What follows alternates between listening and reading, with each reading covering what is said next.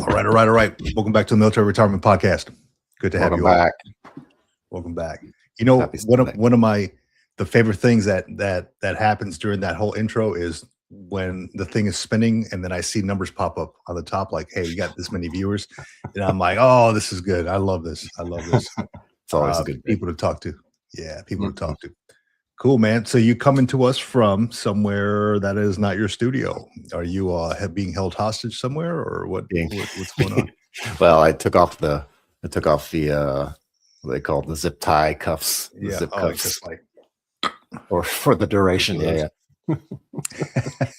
Nah, just So trying to circle back whereabouts? and spend some time with family in and about St. Louis, in and around St. Louis area. If anybody's in the St. Louis area and you want to meet up, drop a comment. Let me know. Let me know location. We'll go meet up for coffee or something. Coffee and veterans. But yeah, St. Louis did a week in Vegas for work and circling back to do a week here. And my wife said if I want to stay for another 6 months, it's fine. She likes the quiet at the house. So You said another 6 months. Oh, what, what did Navy cop put on here? Holy crap! Quick glance. I thought Vic was talking to someone in the Chinese government. Oh man, there you go. She. Thank you. So no, that's all good, man. So you're going to was it St. Louis? You said? Yeah, St. Louis. Visiting my family, see some people I haven't seen in a couple of years. It's every once in a while I get to get back to the States, and I take full advantage of it. So Oh yeah, man. I love that. yeah, Yeah, I'm here still in my place of home and work. So not going anywhere anytime soon, not that I know of at least. Um, just been doing a lot of research, man, lately. Been trying to do school. Like, so a lot of it, a lot of my days are taken up by reading and school stuff, man, which I always mention it on here. If you're going to use the VI or the GI Bill or VRNE, that's what you're going to get into. It's a reality after you sign up for it. It's all, you go through that euphoric state. You go through that honeymoon phase. Oh, I got approved for VRNE. Oh, crap. I got to go to school again. So yeah. that's what it is.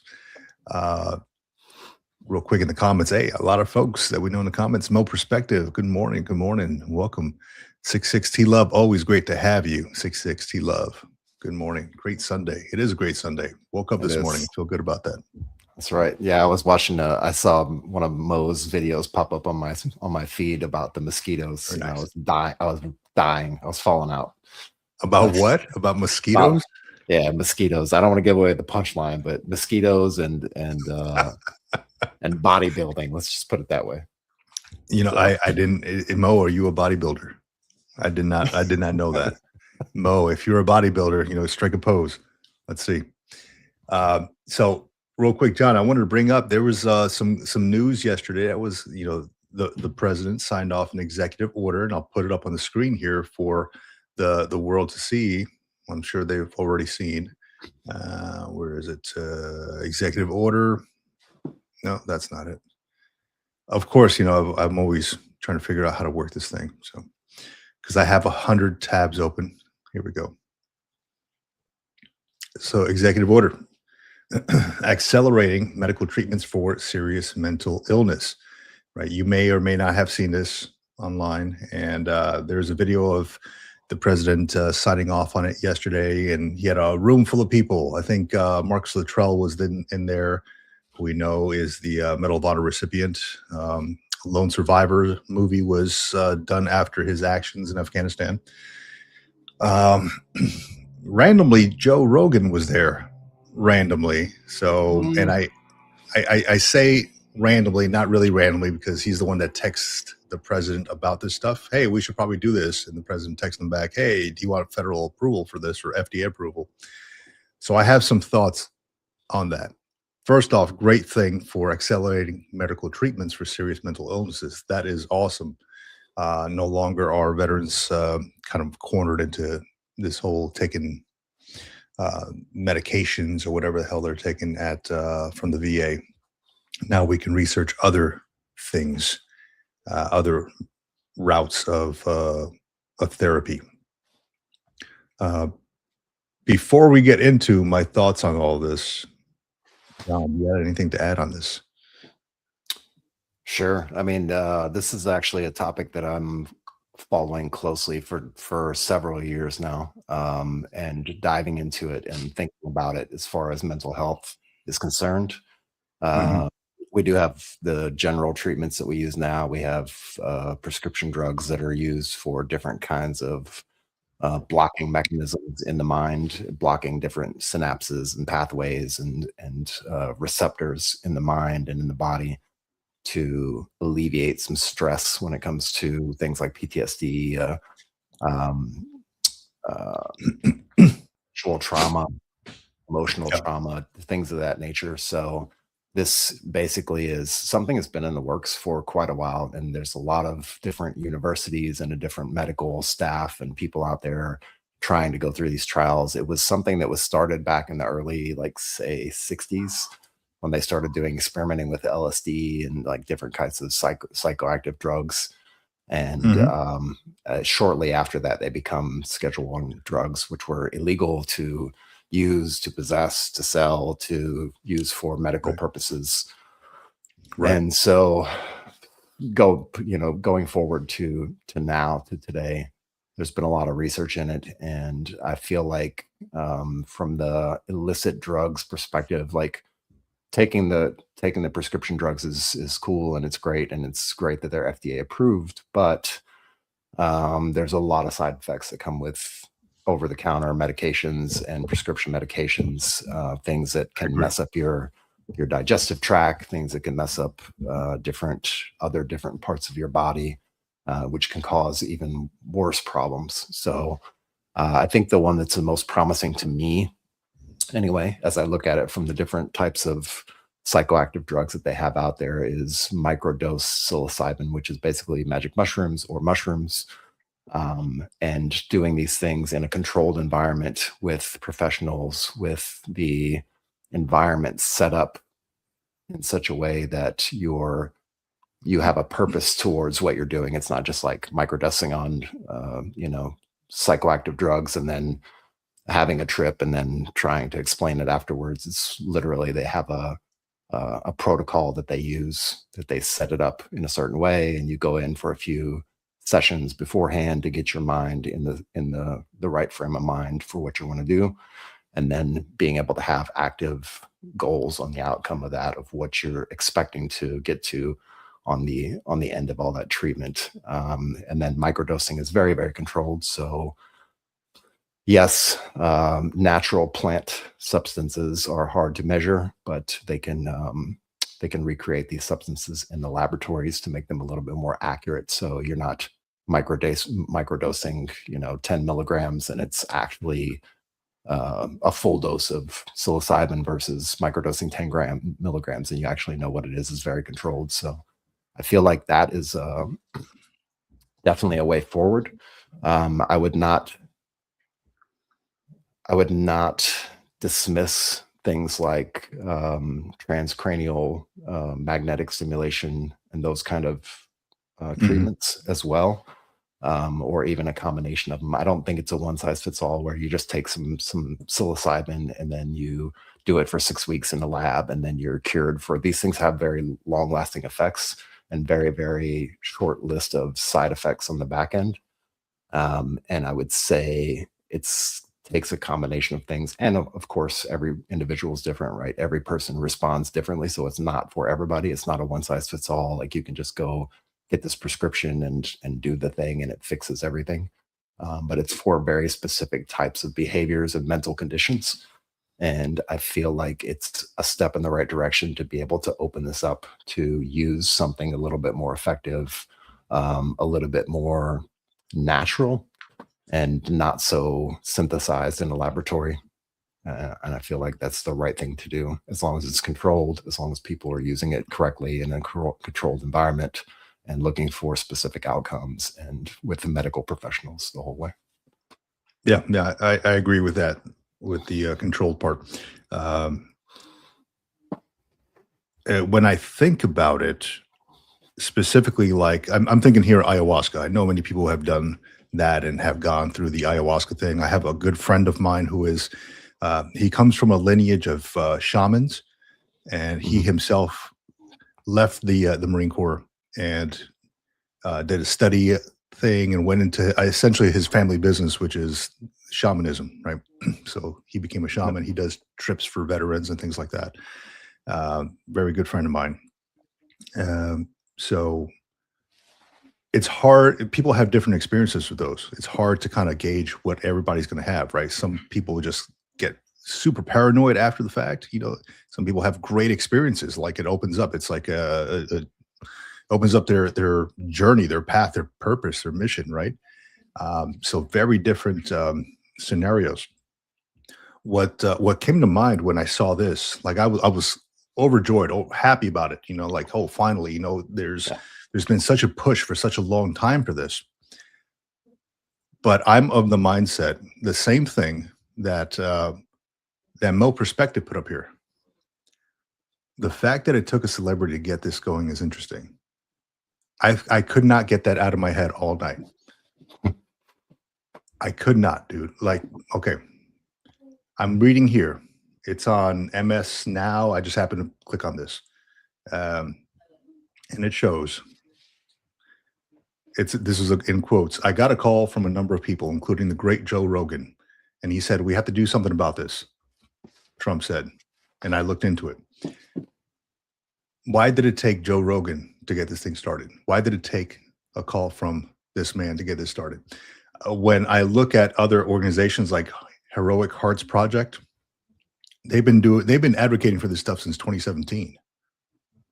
And I'm like, okay, why does it take this guy to bring this to the stage when all these folks have been advocating and have been pushing for this stuff for so long?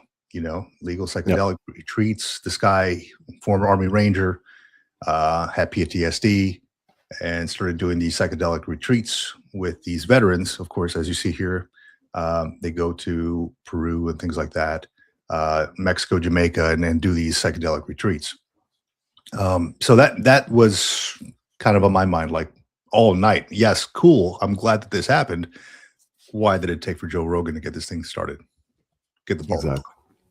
Yeah, and Joe's not the only one. I mean, Tim Ferriss has put a ton of funding into different medical research for psychoactives, psilocybin, different things like that. And so, and there was one comment in here that I wanted to address real quick as well from Navy Cop. And so, severe addiction to drugs, and I'm guessing these are Schedule I drugs, maybe illicit drugs that are not legal.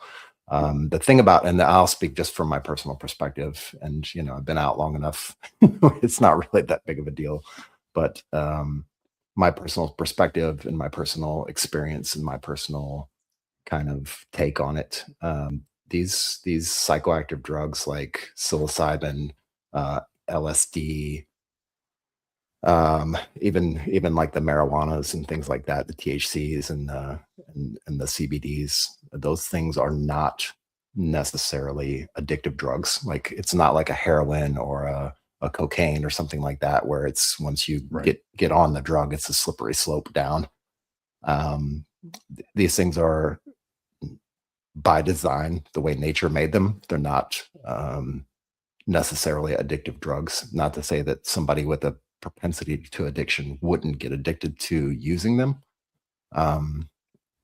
But I think also, again, like I said, in a controlled environment, and you're microdosing, which is very, very, very tiny, like micro amounts of these drugs in a controlled environment, I think it's the set and setting that really makes the difference. And as you had on that website that you pulled up, it was literally, I think one of the paragraphs in there was like, we do 3 or 4 consultations before you even go through the treatment. That's right. And that's the kind of the pre-planning to get your mindset, to figure out what your objectives are going to be, and to understand what the overall outcomes are going to be from this treatment. So it takes that pre-planning, and that takes time. It takes 3 or 4 sessions to sit down with a professional who's licensed for, mental health, and to set the stage for what you're about to experience, and then going through that experience with those same professionals And then on the back end, I'm sure there's some kind of recovery period, or maybe, 2 or 3 weeks where they check in with you and make sure everything's still okay.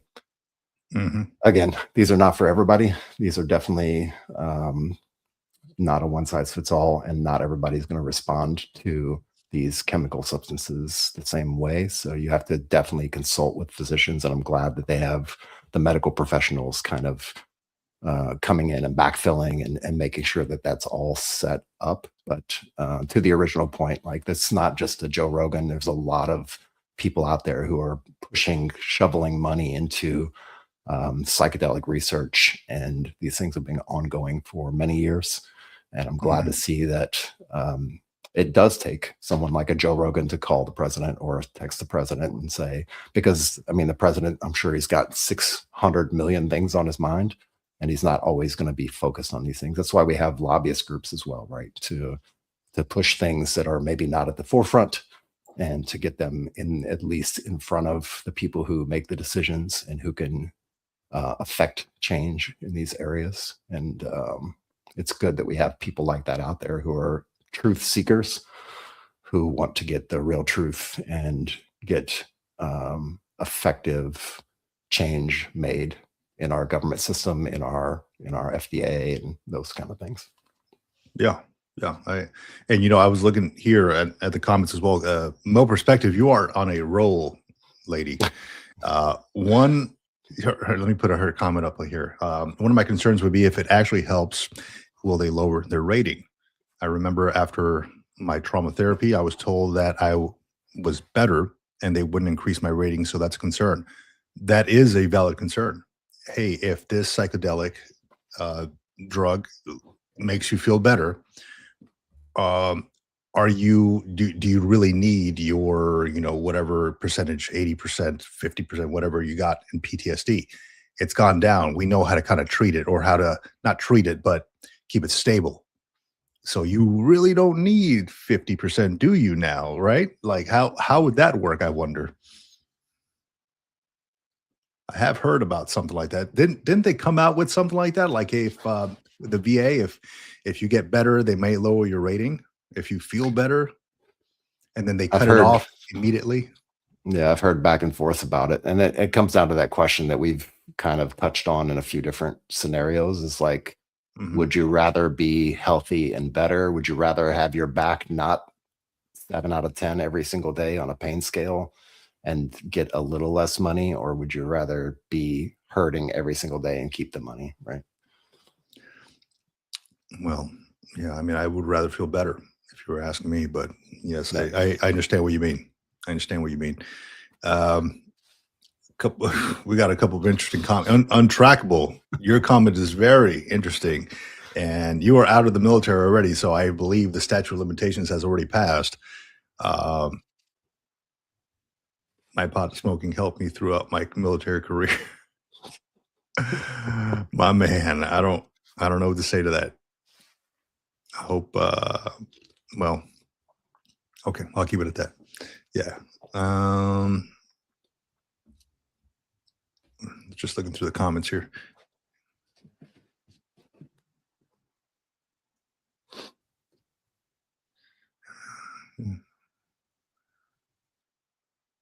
Yeah, so Mo Perspective again. I interviewed a former vet I served with about her psilocybin experience, and she still does microdosing, and it helped her tremendously.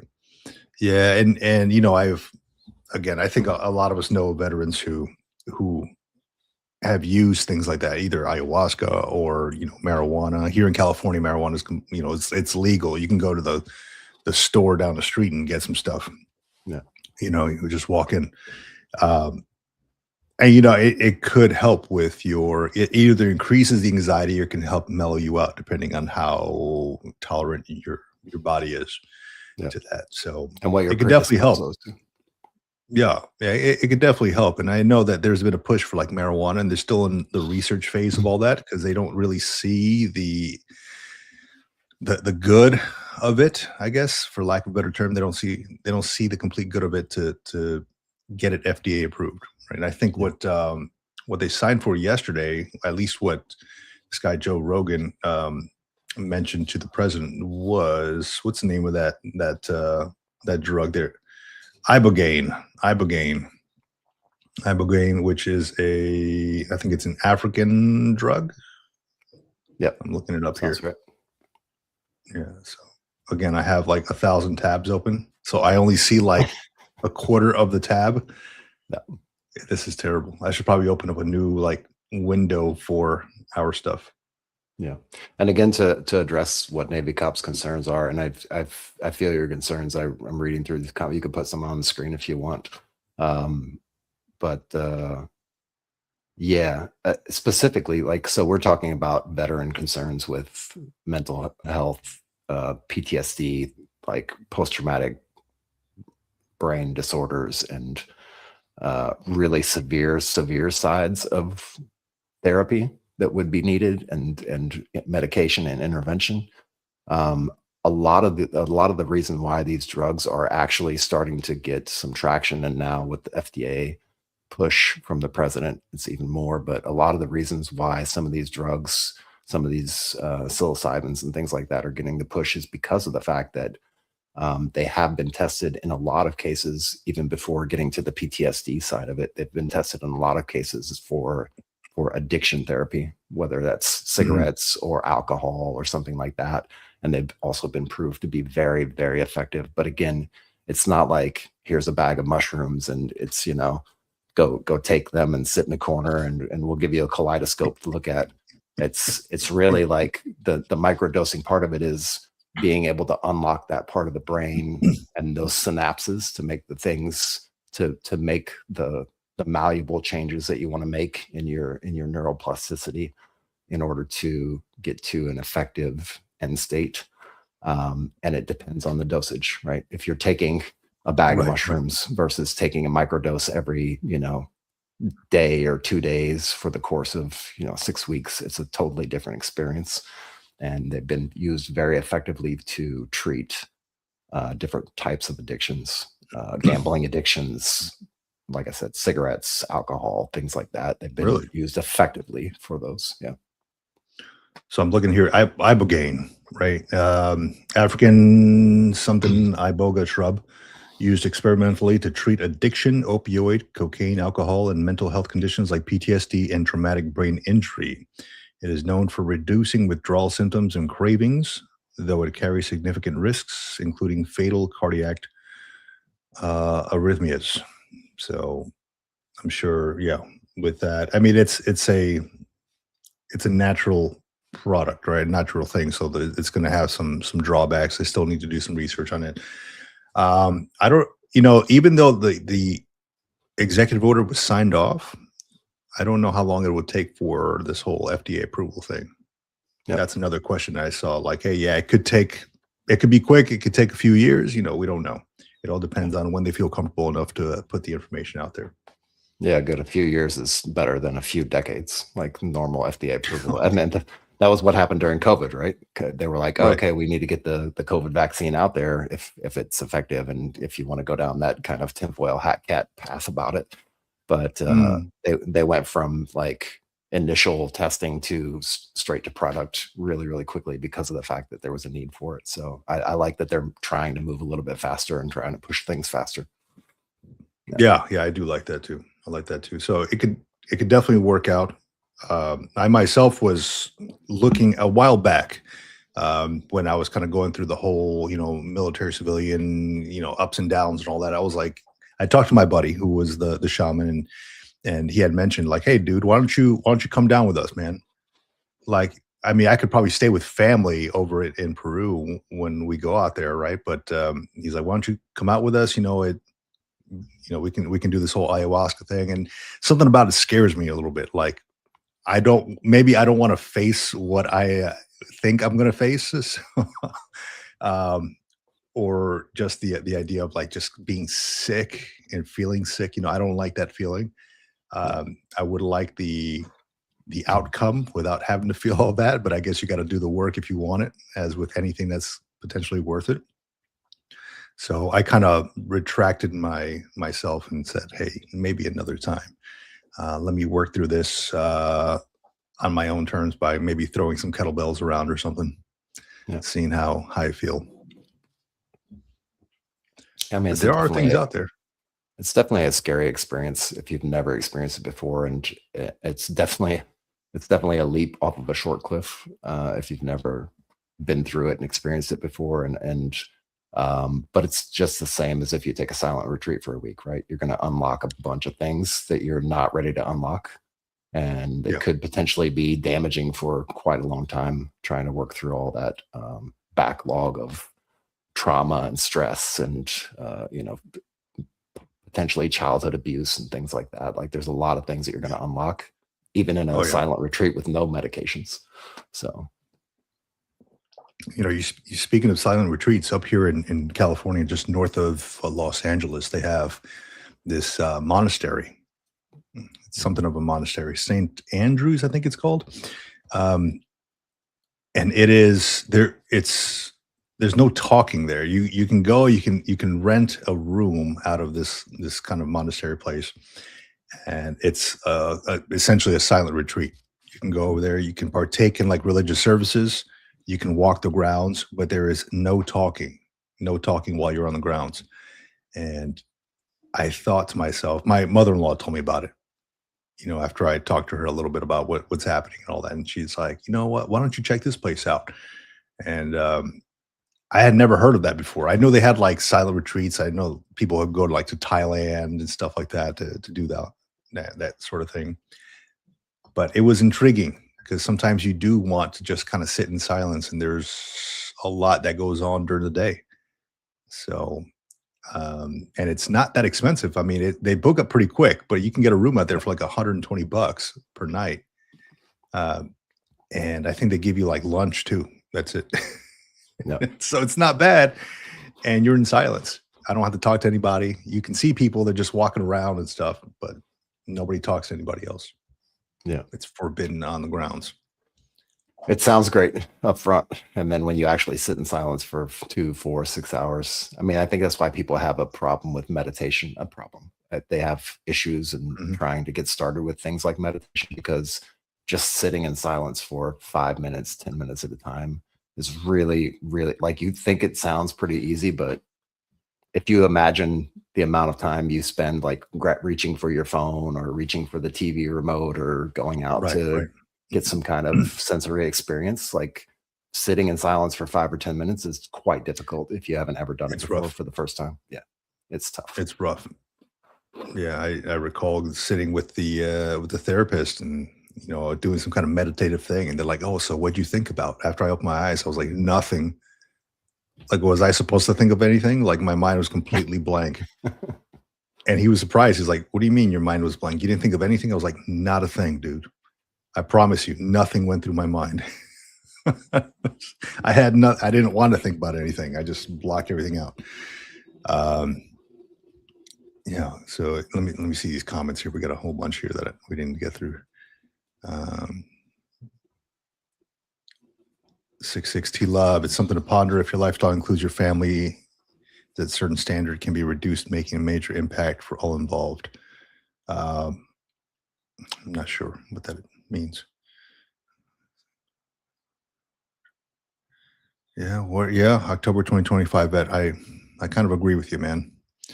I was just doing some research on the war on drugs and how like the effects on culture and how it all started, how like kind of like different races are involved with the war on drugs and all that. It's kind of incredible if you look at the history on that and how it all started. And if you do want to do some research and like get yourself up to speed a tiny little bit, a really great author that kind of speaks to this in multiple books, Michael Pollan has some really great books and some documentaries out there as well, as far as like psychoactive drugs and his experience with it and his coming to it with not a lot of knowledge and then kind of diving deep into it and immersing himself in it and then writing about that experience and how it's formed. There's tons of books out there, but Michael Pollan would be a great starting place if you wanted to get kind of up to speed and just get educated a little bit. There's a lot to know. A lot to know. There is a lot to know, a lot of the history behind all of it. where's that book I picked up here? There it is. I'm still trying to get through all my other stuff, but I picked this one up at the VA, and I'm looking to get into this one pretty soon. I already went through like the first chapter on it, War and the Soul.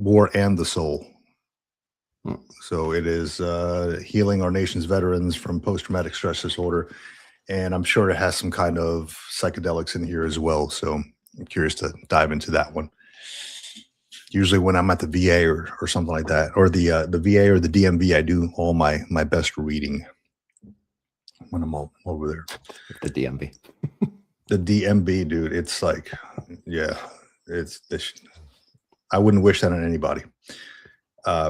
So John, real quick, as of today, I have known you for 78,019,200 seconds. 201 seconds. That's a lot of seconds. 202 seconds. That comes out to 903 days. This goes back to our first interview when you actually brought me up on the retired.army before it was Military Retirement Podcast. Retired.army. On October 30th, 2023, while I was still on terminal leave. So don't ask me why. I was just going through all our videos and stuff, seeing what we've kind of the journey that we've been through. And I'm like, man, I've known John for quite some time, since October 30th, 2023. And then after that, in November 18th, I think it was when we teamed up, November 18th, 2023. And then, 903 days. So we're good until we start getting close to the 2,500 day mark. That's when we get close to the 7-year itch, and then we might have to part ways and divorce. Oh, okay. Well, we might have to do that then. We'll see. We'll see how it goes. No, I'm just messing with you. I'm like, damn, John. If we can get past 2,500 days, I think we'll be safe. We'll be good. Yeah, Relationship will continue. Let me see here. Yeah, there's a lot of good comments on here. Hey, Oliver Rust, welcome, sir. Howdy. Let me see here. Sleep apnea, meditation leads to what Navy cop put on here? Meditation leads to me snoring and waking all the rest of the people up. Yeah, man. It's no good. So yeah, that is a valid concern though, what Mo Perspective put up here. And I'm curious to see how it goes. If it makes you feel better, how does that work with VA ratings? So more to come on that one, I suppose, right? It's always one of those things, right? Like they want to implement something, and then that one thing will lead to another, and it affects all these other different things. And at the end of the day, it's like, hey, what do we do now? We can't make everybody happy. Yeah. So it is what it is. 660 love, if they use the treatment and your condition getting better to reduce your rating. Yeah, that's exactly what we were just talking about, I think. Yep. It's a concern. And again, it boils down to, I mean, you don't have to take the treatment. You don't have to opt in for the treatment. You can just deal with the pain, the suffering, and the stress, and the migraines, and continue to get paid. And that's a choice everybody has to make, right? Yeah, you could. I mean, how much do you want to get better, or is your lifestyle revolving now around your income or the VA disability income? That's a lot of folks use that to pay their stuff, their VA or their mortgages, their cars, whatever. If that gets taken away, but you feel better, how does that work for you? I know one thing that they're not going to take away right now, and it makes me feel better every single day, is my VRNE entitlement. That's one thing that they're not taking away yet, and it makes. Well, they already invested in you. It's amazing. It's amazing. They've already invested in you. You got your foot in the door. They already invested in you, man. So, tell me. We talked a little bit about this before we came on live. They hooked you up, man. Finally. Yeah. Well, I mean, so let's just say this first. Like, even if I get smarter, they're not going to take the money back away from me for the VR&E benefit, which is a plus in all ways. Yeah, I took your advice. I thought about it when I first signed up for VR&E, and I was like, I don't need it. It's cool. I got my own stuff, and it works. But when you mentioned, when we were talking about it a few weeks ago, went ahead and dove in and got the tech package, and I didn't get the whole tech package. I literally just got a laptop.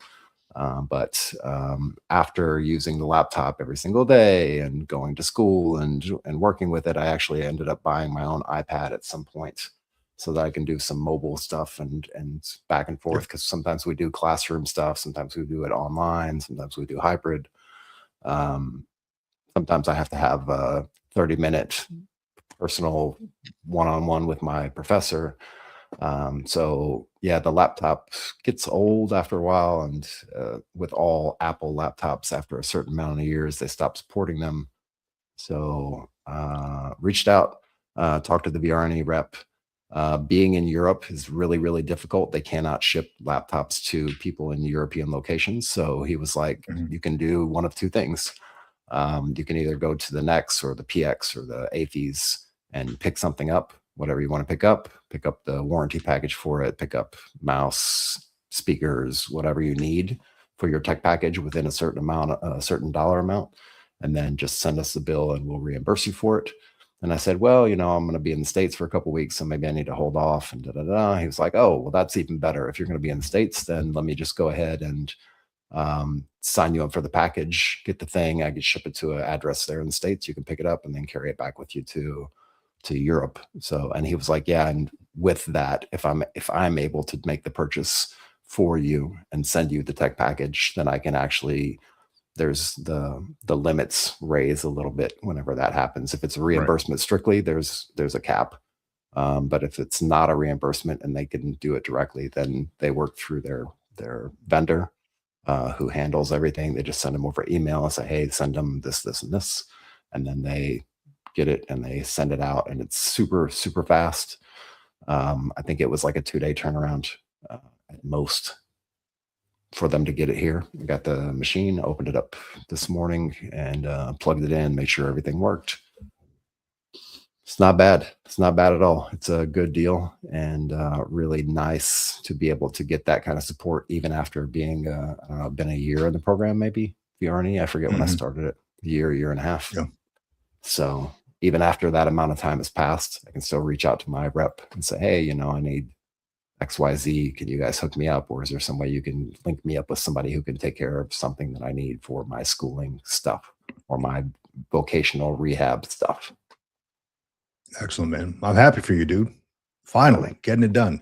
And now you can find that same laptop on Facebook Marketplace under John for the low price of $39.99.95. Shit, if that's what you're selling a MacBook for, I'll take it. No, it's all good, man. And like I think I've said it a couple of times, like, hey, look, I have a feeling like that benefit's going to go away. I was on Reddit yesterday, just seeing folks who were like on the fence about VR&E, like, hey, I just got approved for VR&E. What do I do? Now, I want to do, this guy wanted to do something hands-on, but he also has carpal tunnel, like back issues. I'm like, dude, you're probably not going to get approved for that hands-on stuff. You're probably going to get approved for something like human resources or something that doesn't exacerbate your conditions. So look into other things. You may not get what's on your wish list, but if you want to use VR&E, it's there for you, but you have to fall within their limitations, right? Than what they put out there. So it's cool that you got approved.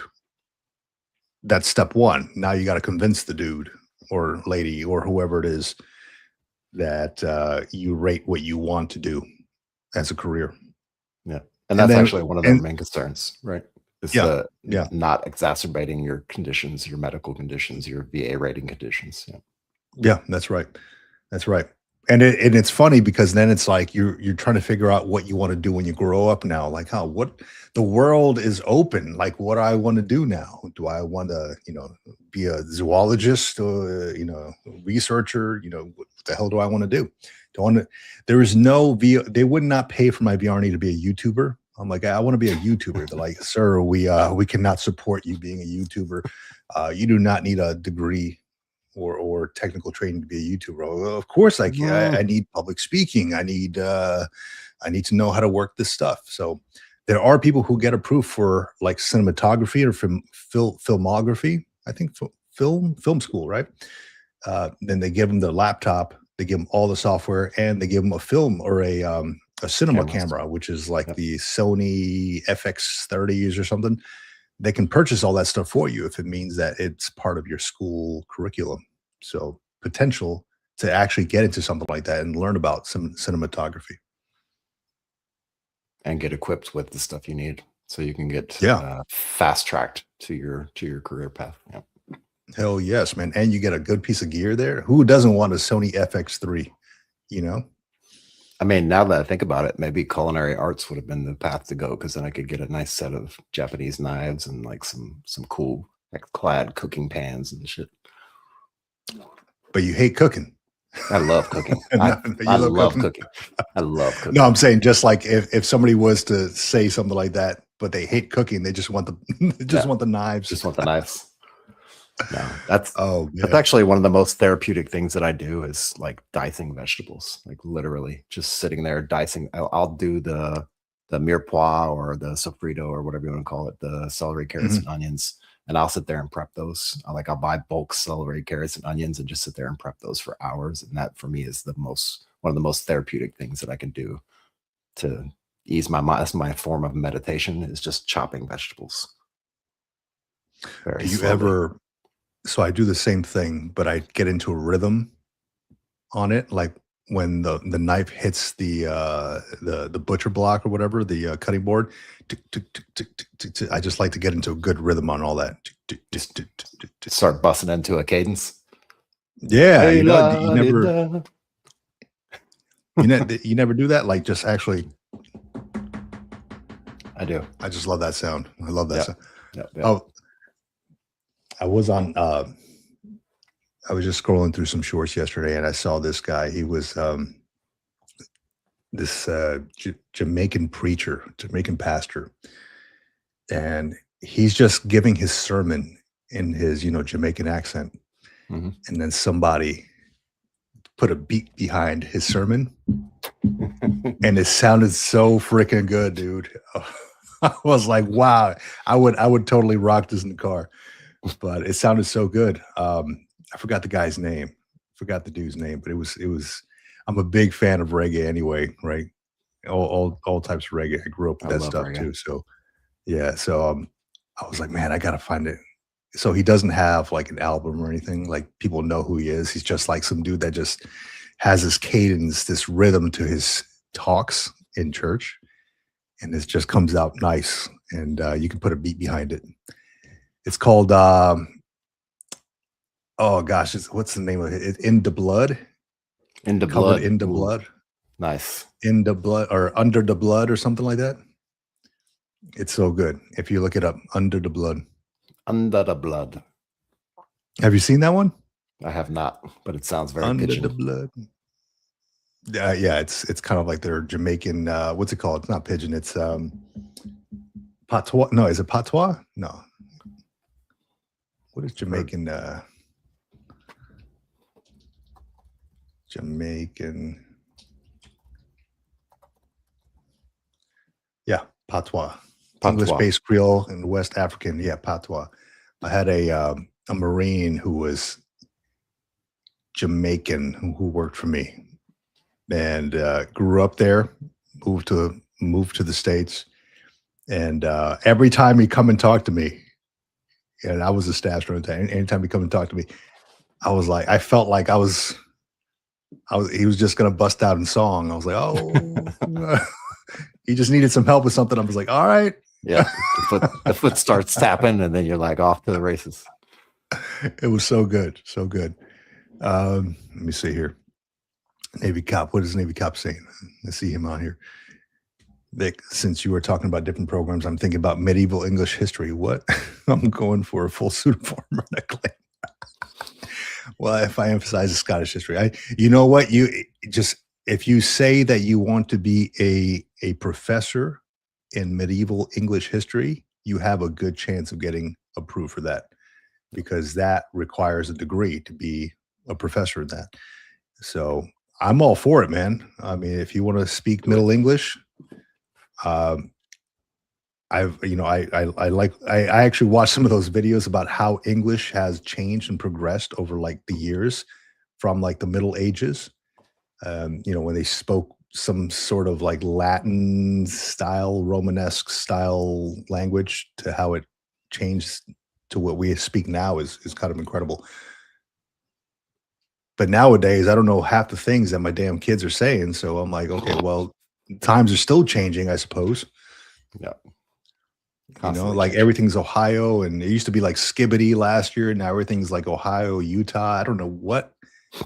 I'm looking at them. I'm like, it sounds like my whole house sounds like Peyton Manning calling out, Omaha. I'm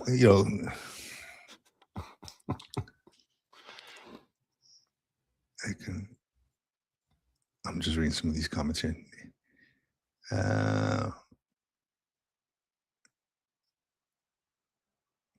Jason Miyamoto resigned from the VA police because my back could not take me carrying all that gear after 7 years. Yeah, man, those weighted belts and all that. Yeah, you're carrying some weight on there.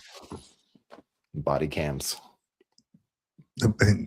Some heavy body cams, right? Yeah. Yeah, VR. Let me see. A VR&E rep that actually is helpful. Yes. I'm still waiting to get my interview again, hoping for a new guy that actually wants to provide the service. I'm sure you're going to get somebody new. I mean, there's so many that they're hiring. There's so many people. You're most likely going to get somebody new. Hopefully they can help you out, Navy Cop, because I really want to see you in that program, dude. I really do. It's so good. For you. Just move back to Naples, and then you can get the same BRNE rep that I get from the East Coast there in Pennsylvania, I believe is where they're at. Philly, maybe. They're amazing. The whole office there, the whole staff there in that location is they're amazing people. So just move back to Naples. There's a few select ones. Yeah, a few select ones, dude. Like my VRNE rep is former Marine, and we had a candid conversation, and it was not candid, an open conversation about our time in service. We just kind of like laughed it up and all that. Yep. And he's like, "Hey, yeah, so tell me what your role is. What do you want to do?" And he was giving me insight on how it all works. And I'm like, wow, like from what I've read on Reddit on how this all works, like they don't take the time of day to explain anything, like to even talk to you in depth like this guy talked to me. So I'm very thankful for that. But I think building that rapport with the VSO, because I believe that a lot of times they're just bombarded with requests. Hey, I want this, I want that. Yep, gimme. And yeah, exactly. The gimme. And I don't care about you. Just give me what I want, what I think I rate. I was genuinely interested in his career because I think we served in the same, not the same time, but same unit. And I'm like, okay, that's pretty incredible. Tell me about this. Who do you know? Do you remember this CO, that CO, or whatever? So it was a fun time talking to this guy.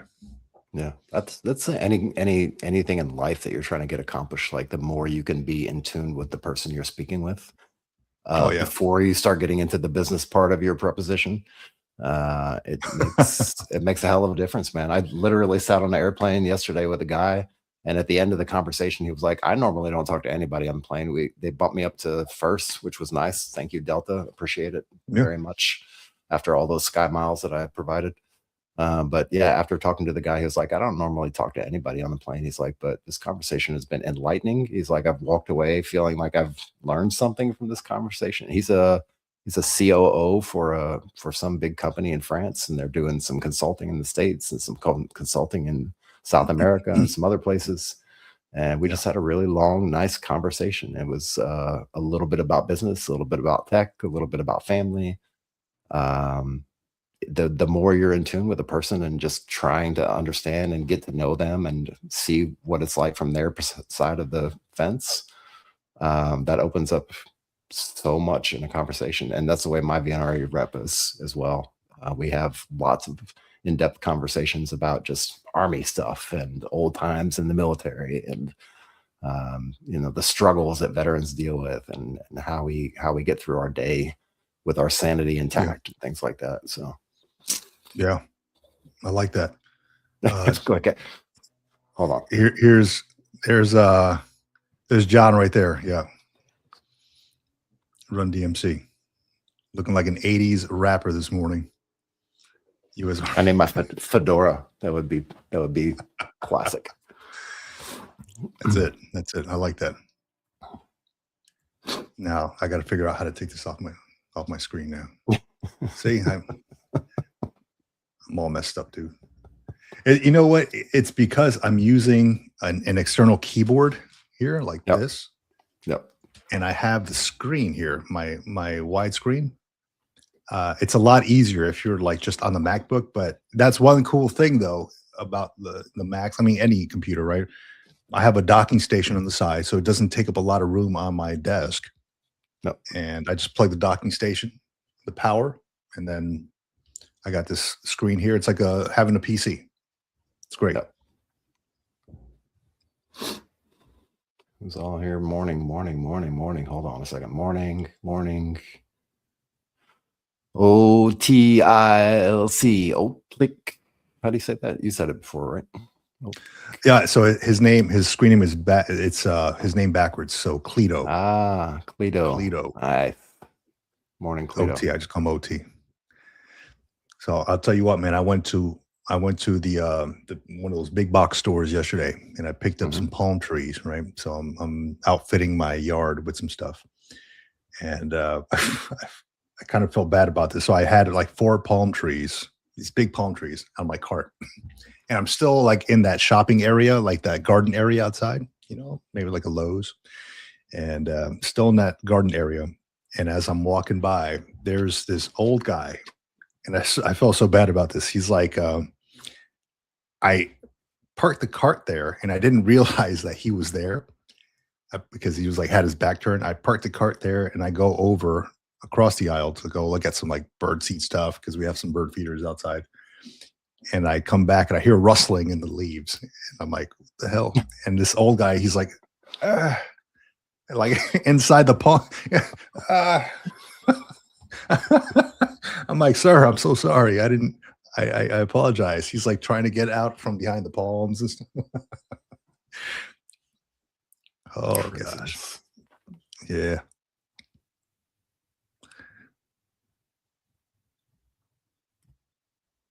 Oh, is that the one you just brought up here? You're good. My interview was with an ex-Air Force guy, or so he said, and he had me dropped from the program within the interview. Didn't even get to wait for a determination. It was very government efficient. It sounds like government efficiency right there. Yeah, at its best. Yeah, Department of Government Efficiency. Man. At least I got you guys to smile this morning. Yeah, man. I'm always smiling, man. Chuckles and grins all day. Just glad to be alive, dude. That's it. Yeah. Glad to be here. Glad to be here with all of you. It's always fun to hang out with every single one of you. I love it. It's the highlight of my week. Yeah. Let me see what we got on the list here. I left my little logbook over in the other room. I usually write at night. Like, so I write my ideas and my thoughts and stuff like that. So I have different journals, right? I have one that I do my little cursive writing, like deep thoughts at the end of the night. And then I have one that I'm just like scribbling on, like, hey, ideas, whatever comes to mind, I'll just like spit it all out on there. And then I got my other little one where it's on the go, kind of like my wallet type thing. Yep. So a lot of stuff to keep track of. And of course, the green logbook. Can't forget about that. Patent pending. Or trademark pending. Trademark pending. Yeah, there you go. Patents for products. Interesting, very interesting. Have you heard of hyperthymesia? I have not. Educate me. That is highly superior autobiographical memory, an autobiographical memory. So there's this lady. I mean, there's like 10 people in like the world that have this, right? Uh, this lady who you may have known from the movie Grease. Her name is Mary Lou Henner, right? She Okay. has this autobiographical memory, which means that you can remember every single detail from your days. She can remember everything that has ever happened to her in her life since she recalls memory. Hmm. And she's been through what tests, and they've confirmed this stuff. Um, they showed some tests on their online, and they're like, hey, do you recall this? And she's like, oh yeah, that happened on Friday, April 8th. There was like a plane that crashed, and I recall this because of that, blah blah. And they just like threw out scenarios, like some doctor. I don't know how it was set up exactly, No. but it was very interesting to see that. And they had mentioned there's like 10 people in the world that have that rare condition, HSAM, autobiographical memory. And I'm thinking to myself, how first, I think my wife also has that because she remembers every freaking thing. She's like, hey, no. I remember you said this. I'm like, well, I don't.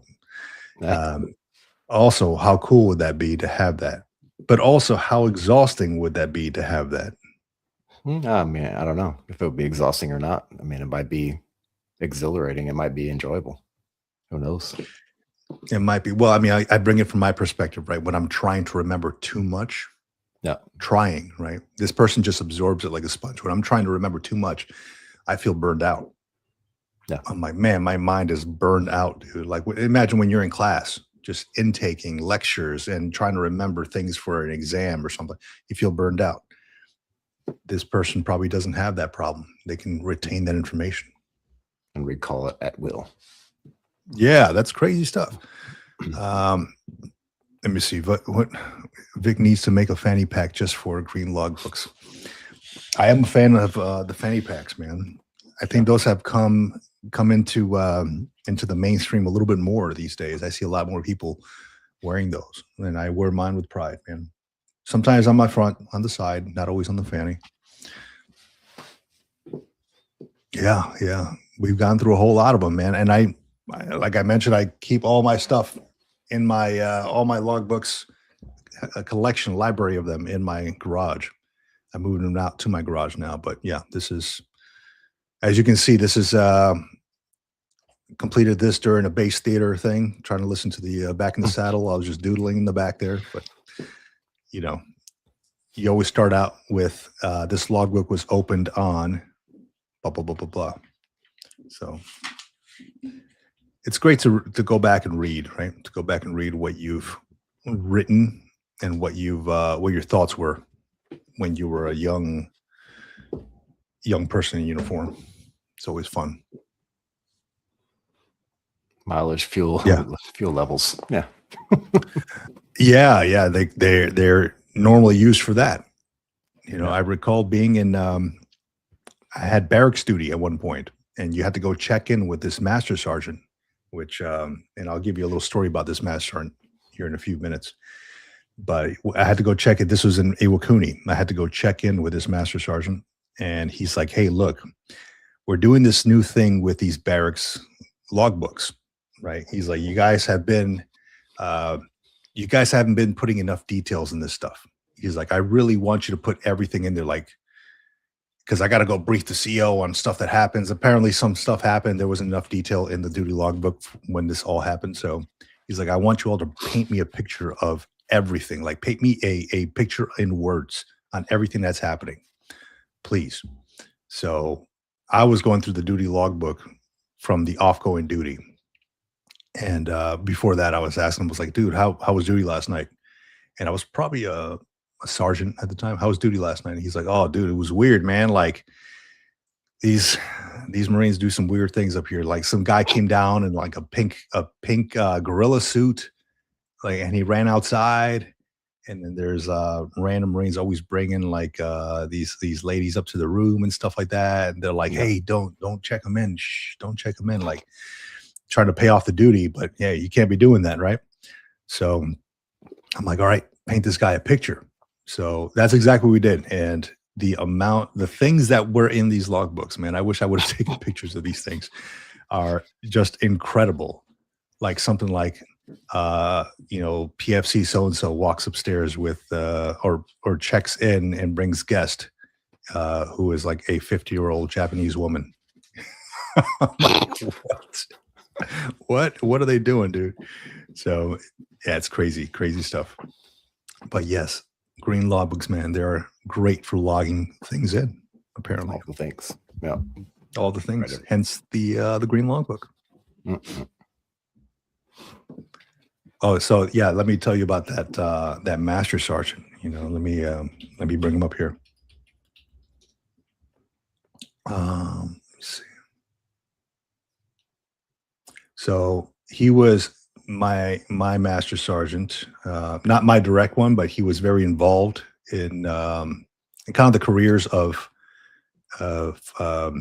young Marines while we were in Iwakuni, and I'm gonna bring him up on here on the stage. So his name was Rodney. Okay, Rodney Buentello. Retired Marine Master Sergeant dies while saving drowning teens. Okay, this was just months after he retired, probably about a year after he retired or so. He was down by this dam, I believe it was, over in San Antonio. He saw two teens who were drowning. He threw himself in there. He grabbed these guys out there. The current was too strong and it took him under. So, and then he passed away. Purple Heart recipient, awesome dude, great guy, would sit down with me and talk to me about my career and what I'm doing right, what I'm doing wrong. But he's the one specifically that took me off there and said, "Hey, I need you to grab your green logbook and paint me a picture of this." So shout out to Master Sergeant Rodney Buentello, man. Great man, great Marine. 2-time Purple Heart recipient. Really miss that dude. So doing something great. He went down and drowned, but he saved some people.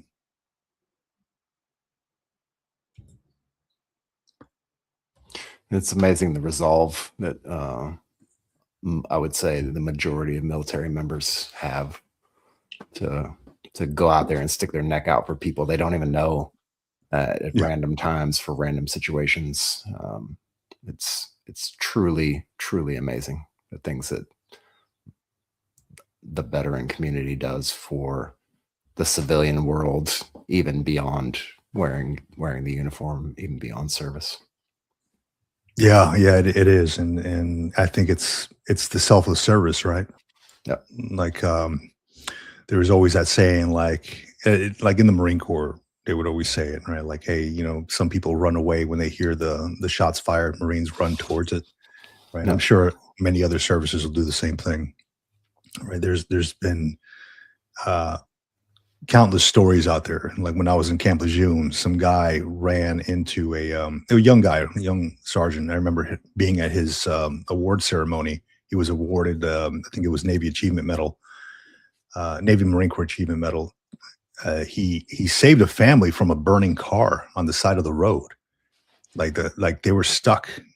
Their seatbelt or something was happening. Like the car was burning, and he was like pulled the wife and 2 kids out of the burning car.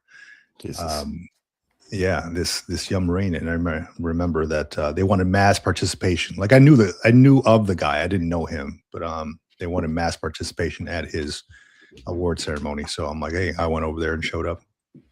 So it was great to hear, great to see something like that. Yeah, it is about selfless service, man. Let me see here. Going to the comments here real quick.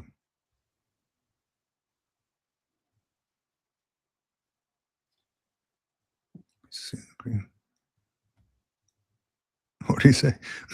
I always like seeing in my Green Leaders book when I fall asleep writing by pen mark. I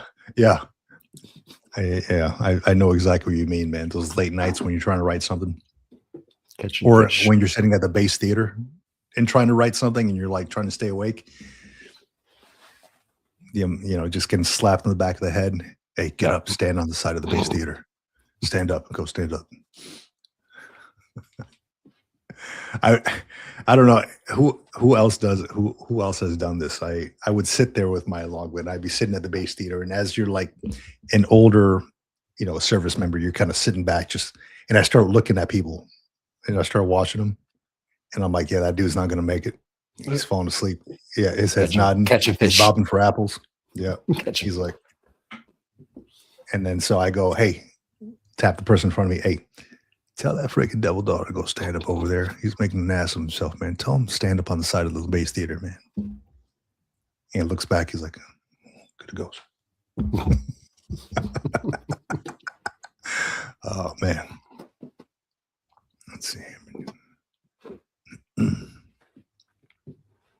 Excellent barracks duties. Yeah. Smack one. Yeah. They are excellent on barracks duties. I agree. Oliver Rust. Soldiers heroic medal. Soldiers medal for the heroic actions. What's that medal called? Is there one specifically for like heroic actions? I don't think they have one in the Marine Corps. I think it's just Navy Marine Corps Achievement Medal or something, or Meritorious Service Medal. But I don't think they have something like that. Does the Army have something specifically for like doing something heroic? Heroic actions in civilian world or in the Yeah. combat world? So, No, it's civilian world. Like say you save somebody from, a shooting or something like that, or I don't know, like this guy, he took that family out of the burning car. Soldier's Medal. Soldier's Medal is awarded for heroism not involving conflict with an enemy. So Soldier's Medal, yeah. Yeah, okay. I like it. So something specific to that. But I think that's I feel like right? Yeah. The Army's got a lot more ribbons and medals than the Marine Corps does. Even the Navy, dude. I've seen like stacks in the Navy. I'm like, where you been, man? What you done? Oh, I'm a yeoman. I'm like an admin? Like No, like a Homo sapiens, like a human. Like a human. I'm a yeoman. Well, I'm a human.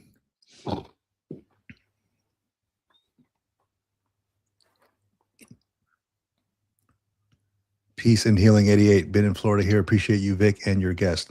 No. This is John. He is the co-host. Okay. So for all of you who do not know, so we stream on different channels, right? We have the Green Logbook that I'm streaming on. That's my own personal channel. We have the Military Retirement Podcast, one that both John and I run together.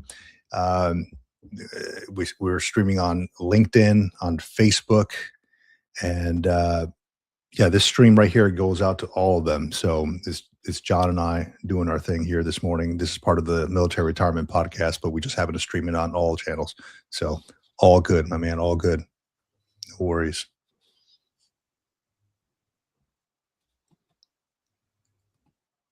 Yeah, so NAM is okay. I agree with this. Navy Cop says NAM is okay. I've seen it given out for the most ridiculous reasons. Frankly, I think they should give out the NAM and Navy Marine Corps Commendation Medal, Navy Com, for stuff like that. Means more. Yeah. I have also seen Navy Cop, just like you, seen it given out for some ridiculous reasons. So a lot of times the NAM, the Navy Achievement Medal, is given out as like a going away thing. Like, hey, you're going away. Let's submit you for a Navy Achievement Medal. You've done this, you've done that. It's like a step up from like a letter of appreciation, I guess, when you're going away. Certificate of appreciation, yeah. Yeah. So it's I've had some folks who have gotten in some trouble and they've not rated an award. I route them through for an award, or I talk to my CO or OIC, and I'm like, hey, sir, I don't think that we should submit a NAM for this guy has to freaking an NJP while he was here or whatever, let's just do a certificate of commendation or a certificate of appreciation or whatever. And it's kind of like a kick in the ass on your way out, but you're not leaving with nothing. Right. So it's those, what do they call them? Those velvet daggers, if you will, like when you're writing the fitness reports. Yeah. Like, hey, Marine showed up to work, did his job on a regular basis. on a regular basis. Submit. Those velvet daggers. Meets the standard. Yeah. And nothing does not fall below the standard, meets standard. Like something to put in there, right? Let me see. What when I joined the army, my uniform gained 8 pounds. It's all in the boots, man. I think the boots are heavier in the army. They used to be. Might be. They still are. They might be. I did see U.S. Army grunt. I did see Admiral Cooper, his stack. It's going up to his shoulder. It's meeting his stars, or not even his stars. His lapel, his shoulder.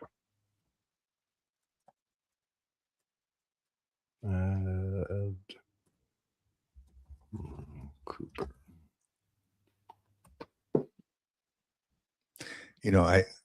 So Jason Miyamoto likes to remind me about this just about every time. So muscles are required, intelligence not essential. Marines, that's what Marine stands for. Officers till their pay get messed up and go to the wine to fix it. Yeah. So that's what matters, right? The officers and the chow and the officers, right? And whoever buys the toilet paper, that matters.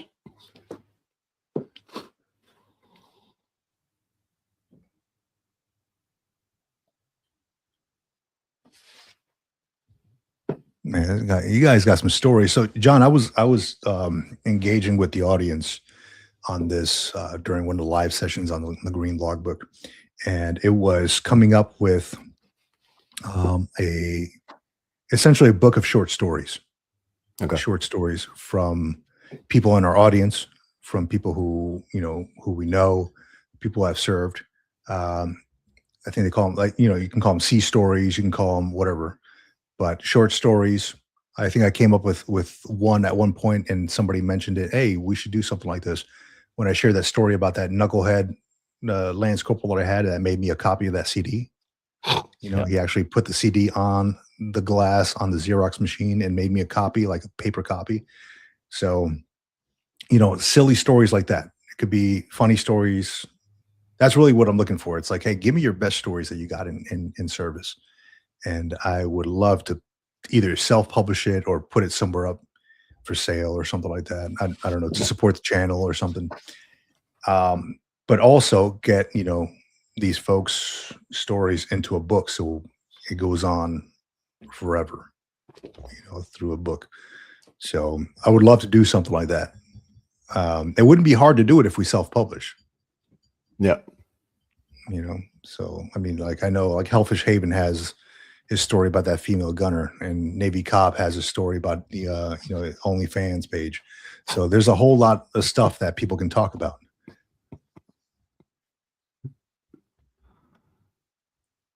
Yeah, it'd be nice to have a compendium. I'm actually in the process of looking at it's part of my school project for my business writing course. And it's a weird kind of school project for my business writing course, but I also try to, that's one of the things I try to do with my schooling, since I'm doing it through the VRNE, and since I'm trying to get to a degree program that's more media related, marketing and advertising. And I'm trying to relate everything I do in every single class, even if it's just weird and off the wall, to what I do here with the podcasts, what I do with the bottom line up front book, what we do together in some of these ventures that we've been messing with, and trying to figure out and map out and see if I can understand the better way to rewrite and re-edit the bottom line up front book, and then also get it into the hands of a proper publisher and get some visibility on it so that it can get out to wider audiences. So I'm in the process of looking at that right now. Yeah. And I've talked to the library on nearby bases here, and they're willing to carry the book, as long as, of course, it has to be in paper format, right? They're willing to carry it at the individual libraries. So once we can get that sorted out, there's a potential there. There are, like at the Camp Pendleton Library, Miramar Library, different libraries around here. I think MCRD too. They have military transition sections. So potential just to kind of wiggle one in there. Yep. Somewhere. Yeah, So Oliver that- Russ, man, he's correct. Every veteran has stories. Yeah.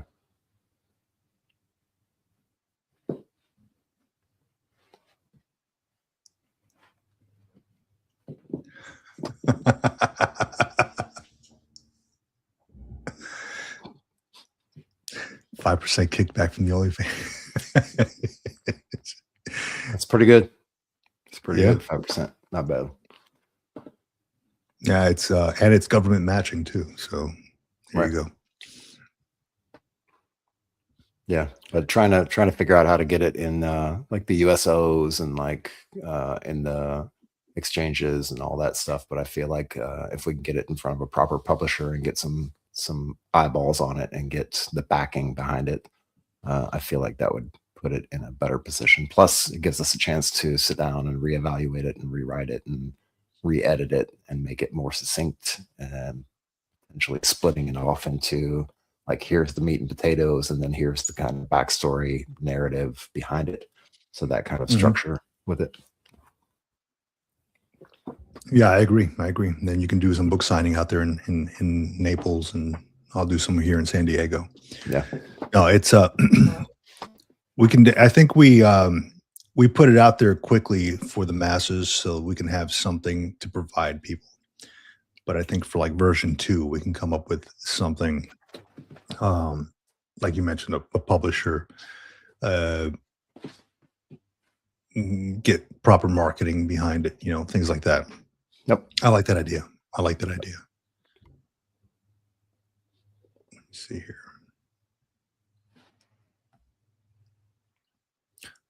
What's going on in the comments over there? Lots of things.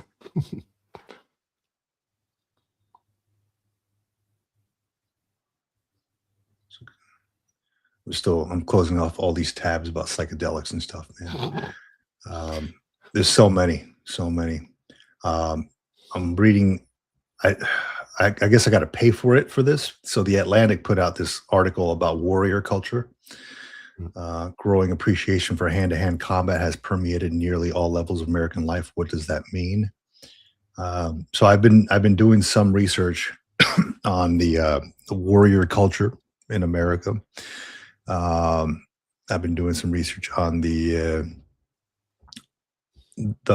toxic masculinity culture. Okay. Kind of like the bro vets or whatever they call them, like all these these other channels, these folks who put out content like for masculine content, right? And I've been doing a lot of research on that, so I'm still in the infancy stages of all that, but specifically like how that enters the mind of youth, and what the future of that looks like. So I have sons, and I don't particularly like them looking at that, watching all that content, specifically because there's a certain way, like they see how I treat their mother, and like we're like best friends, right? And a lot of the masculinity content, the toxic ones, are like, hey, treat them like, not like a person, but like a piece of property. Yeah. So that's why I don't allow my kids really to watch that. My sons specifically. It's just around shaping good humans. So very curious about this. So I have a bunch of these tabs open about toxic masculinity, and it goes in line with kind of like what I'm doing with school as well, because we have to do research projects and all that, and you got to choose something to talk about at some points. So I kind of chose that. And at the end of this, and I put it out there on the Green Law Book as well for anybody who's listening. I'm required to do a thesis or a capstone for this thing. And then I have to start forming. The professor already talked to us like, hey, start forming what you want that to be kind of early on. So that way you can have time to interview, to talk to people. And like, here's mostly the outlines and stuff like that you want to use. And a lot of my stuff is going to be around, it's going to be veteran centric, like the military to civilian transition. I'm still trying to form it, but I am putting it out there that I would love to talk to a lot of folks in the audience, in the veteran community, to get their perspectives on the ups and downs, lefts and rights, and all that good stuff of their life from uniform to out of uniform. And I'm trying to figure out the best way to do that. Instead of emailing everybody individually, maybe do like a Google form or something like that, put it out there for everybody to come on and submit their, I guess, put out some questions and everybody submit their stuff to Google form and it lands in my email box. And then I can get a hold of them accordingly, depending if I am going to use them or not, or use their story or not. So still working with that, but I do fully intend to put that out there as part of the research project, and they will be named as a reference in a thesis. So potentially that can be you or anybody watching. One of you. One of you. So exciting times we're living in. Vic doing research, be careful.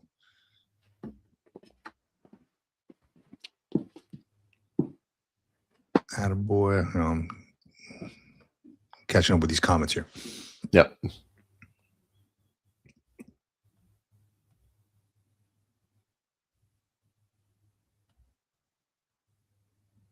Storytime mini book. Yeah, I was just reading that one. Storytime mini book. Something you can not read your kids during bedtime. Read to your kids during bedtime stories. Yeah. Depends, let me tell you about the time where Oliver Rust did this. Let me tell you about Oliver Rust's green logbook entry here. Sit down, kids. It's time for a bedtime story. Have a separate chapter, not safe for work stories. Not safe for work. That's it.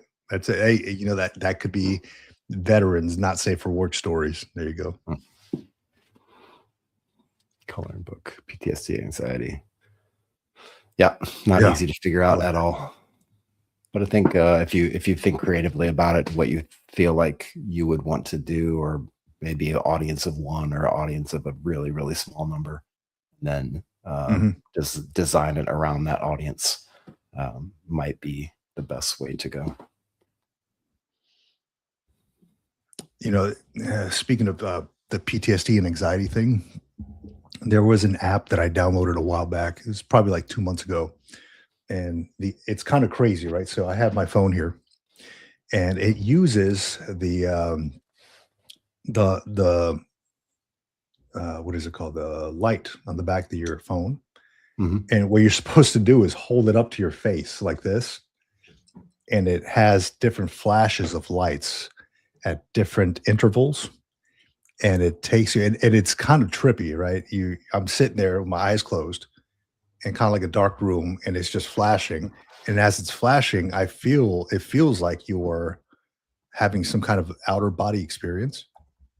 It's kind of weird.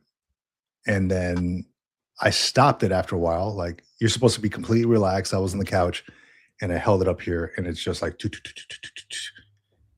I stopped it after a while. Then I was like, I thought to myself, this can't be good, right? There's constantly flashing lights over your eyelids, which essentially is still hitting your eyes. Yeah. Given that your eyelids are so thin, this can't be good, right? So I quit it, but there were so many good reviews on it. I was like, I just got to try this out. I just got to make myself the guinea pig. I'm wondering if anybody has ever tried something like that, or have you, John? I have not tried it. I'm reading on it here just quickly, just to get quickly educated on it. It says rhythmic photic stimulation, or FLS. Yes. And it's used for things like reducing Alzheimer's amyloid plaques at 40 hertz. So I guess the range goes from 5 to 30, but this one says at 40 hertz, it's good for reducing Alzheimer's amyloid plaques. And it's also good for traumatic memory EMDR flash technique, managing jet lag. Never heard of that. There you go. Interesting. But yeah, it also, I think it relates closely to the sound waves that you mentioned a couple weeks ago about the 30 hertz, 40 hertz, 50 hertz. I feel like all those things, because they all have to do with frequencies, right? So if you can tune, because your brain works on frequencies as well, that's how it operates. And if you can tune into those frequencies, whether it's through light stimulation, sound stimulation, one of the sensory stimulations, and you can actually pinpoint in on a 30 hertz frequency or a 25 hertz frequency that actually affects a certain part of the brain. It's super, super interesting. It's like the magnetic therapy, right? The magnetic therapy is the same, right? You put this giant magnet on your head and they expose your head to this magnetic field for a certain amount of time over a duration of, 1 hour every hour for 8 hours a day for 5 days. It's the same kind of thing, because magnetic fields are also based on a certain frequency of electromagnetic energy, right? So it all kind of revolves around that same theme of tuning into a frequency to tap into a part of the brain, which so now that I think about it, and I want to step back a little bit away from it, what we were talking about in the beginning and what the theme of this whole show is, kind of at the beginning, was psychedelics and what those actually do and how they tune into certain frequencies, or maybe restrict certain frequencies in the brain for a duration of time. Wow. Huh. So I'm going to share this here on the screen. And this is, from the National Institute of Health. And I get a lot of my research stuff from this National Library of Medicine, but this talks a little bit about it. Effect on frequency and rhythmicity on flicker light-induced hallucinatory phenomena. Flicker light stimulation. Strobic light on closed eyes to induce transient visual hallucinatory phenomena such as perception of geometric patterns, motion of colors. It remains an open question where the neural correlates of these hallucinatory experiences emerge along the visual pathway. So very interesting read on here. I just started looking at the abstract a little bit, and I'm like, okay, well, this is exactly what I was going through. Flicker light stimulation. So that's what that app, I can't remember the name of the app, but this is what the app talks about. And of course, this is an actual like researched, scientifically researched publication here on PubMed Central. So you can cite the thing if you want to. I know we go through a whole lot of these, John, so I don't want to put you through that right now. I'm going to keep this one in my bookmarks because I'm probably going to have to use this one here pretty soon. I just came across it just now. But yeah, that flicker light therapy, man, it is trippy. It is pretty crazy. It made me feel relaxed, but in my mind, I'm like, I should probably do a little bit more research on this before I get completely immersed in this and start using it every day. It can't be that good. And I have no idea if it is or not yet.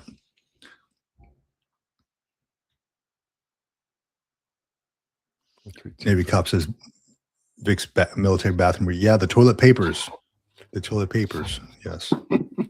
Didn't Tom Hanks publish something like that called The Toilet Papers? I thought he did. The Toilet Papers.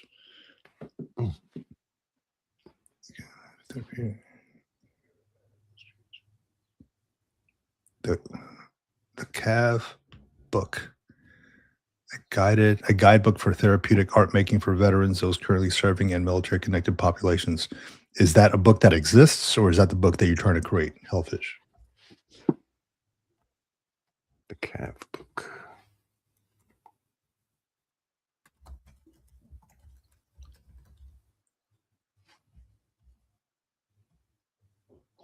Yeah. So Tony Slaughter. Hey everyone, we have a culture that attacks men constantly. Yet we never talk about the toxic femininity. We never bring up Casey Anthony or Lorena Bobbitt.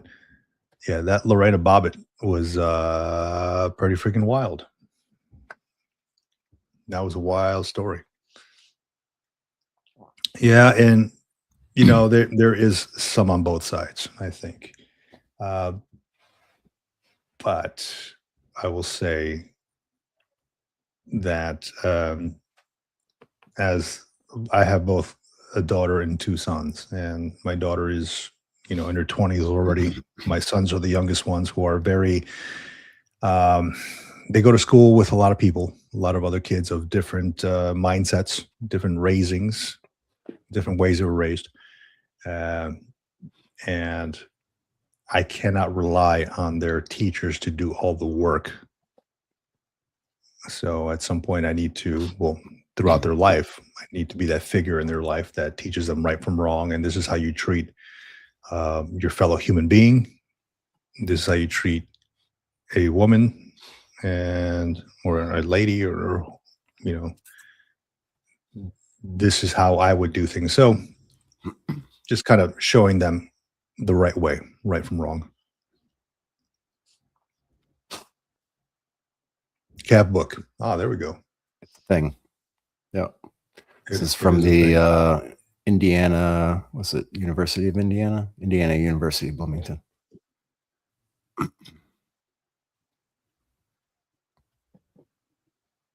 Not bad. And you can download it for free. Nice. And hold on, I'm trying to read this one. What is it exactly? A guidebook for therapeutic art making for veterans, those currently serving in military connected populations. Support veterans and military connected individuals through art-based exercises. Excellent. Okay. I like that. So like art therapy, essentially. Yep. There is an organization here, and right north of San Diego, as if you're closer to like Camp Pendleton, called Vet Art, vetart.org. Yeah. Pretty big organization. Steve is the guy who runs it. Great dude. And they do like this Raku night on Fridays, which is, I think it's like an old Japanese term for like firing ceramics and things like that. But they do it out in the parking lot, and they get a bunch of vets together and they do that. So if you're in SoCal, vetart.org is an excellent organization to connect with. They do a lot of therapy, art therapy, with ceramics, with any kind of art, really. Yep. And they have a huge warehouse with studios inside. You can get your hands dirty. You can make things, and it's essentially getting veterans together to do something like that. A purpose through the arts. So I completely support what they do. They're the ones who sent me over to Chicago at one point to exhibit some art. So some of my own stuff when I was big into doing that stuff. So big shout out to vetart.org. If you haven't checked them out, please do so. vetart.org. Got to meet them. Got to meet them out at the Military Influencer Conference as well. They had a little booth set up. Yeah, they give you a nice little package with some materials and a book, a sketchbook, and some other stuff in it. Nice. Did you meet Steve? Nice. Steve Dilly? I don't remember the guy's name because I'm bad with names. That's why I have my name tattooed on my arm so I don't forget it. But it was a really cool gentleman, really, really nice guy. And I met so many people out there trying to dig through the Rolodex of names of people. But yeah, I remember it was Vet Art. He was like an older guy with longer hair. That's Steve. He was an older guy. He had gray hair. I don't remember if it was too long, but gray hair. Yeah. That's Steve. Yeah. Awesome guy. When he gave me a tour of his, I just happened to go up to his place at one point, and I pulled up. He's like, "Hey, let's go to Home Depot real quick. I got to pick up some stuff." I'm like, "All right, let's go, man. Whatever." Like, let's just go. So he was giving me a tour of his stuff and how, like the one of the first ladies went over there to do a walkthrough of the place, and talk to other vets. They have a bunch of like kilns for ceramics and just a ton of stuff, man. And the best thing is when they do like art shows, they actually like they pay their artists. Like they pay them to exhibit. So that's awesome. Like, hey, look, you've done the work. You're showing your art. You shouldn't be doing it for free. You're not volunteering your stuff. Let's pay you. Right. Let's pay you well. So it's very, very cool.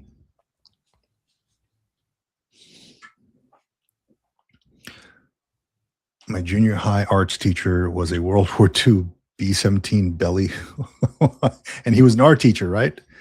So it's incredible how that works.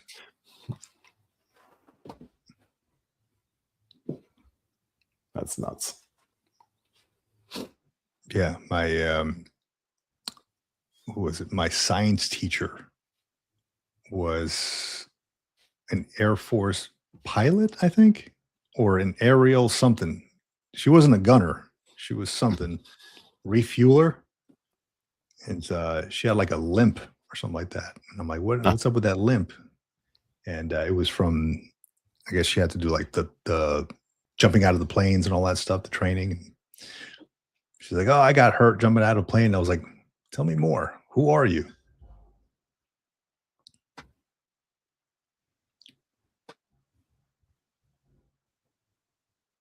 All right, give me 2 minutes. I'll be right back. Yep. Navy Cop says, not sure if I will get a podcast out today. The anxiety is pretty rad and a bit debilitating, so we will see. Yeah, man, do it on your own, at your own pace, dude. That's the beauty of running your own channel, right?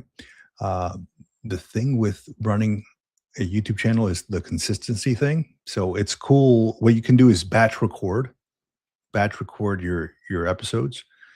So I'm pretty bad at this because I like to record and like put things out there just because I like to have it out there, but record 1 or 2 episodes. They don't have to be that long, and then schedule them out. And I don't know if it will let you schedule them out. I think it should be able to, but schedule them out like 1 this week, 1 next week, etc. And you can work it that way.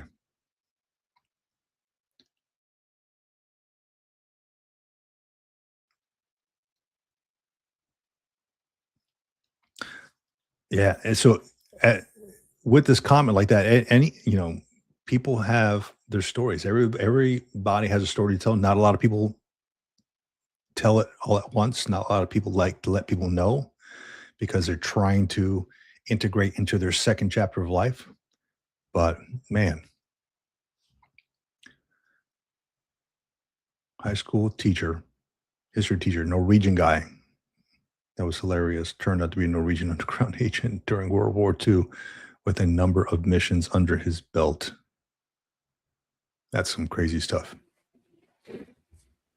Whoa. There you go. Get the real John. The hair is crazy today. Sorry. No, you're all good, man. At least you have hair, dude. I'm letting it grow out, man. Dude, anytime I freaking shower, there's like hair all over the floor and shit. It's going away.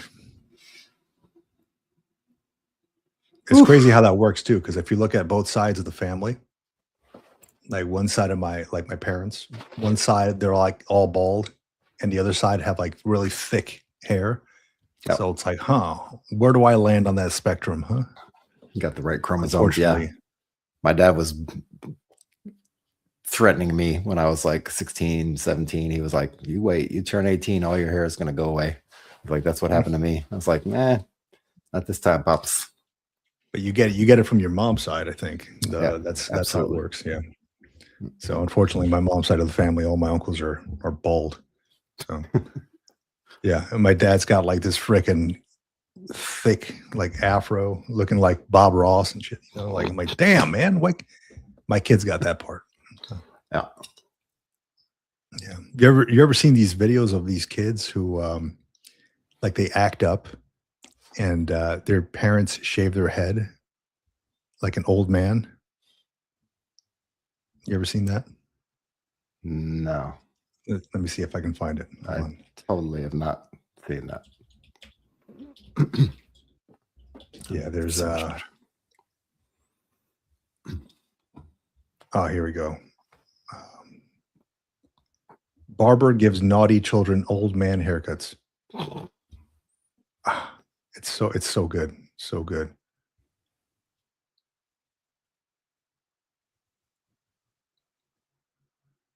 So that's what it is. Kids act up and they give them these old man haircuts.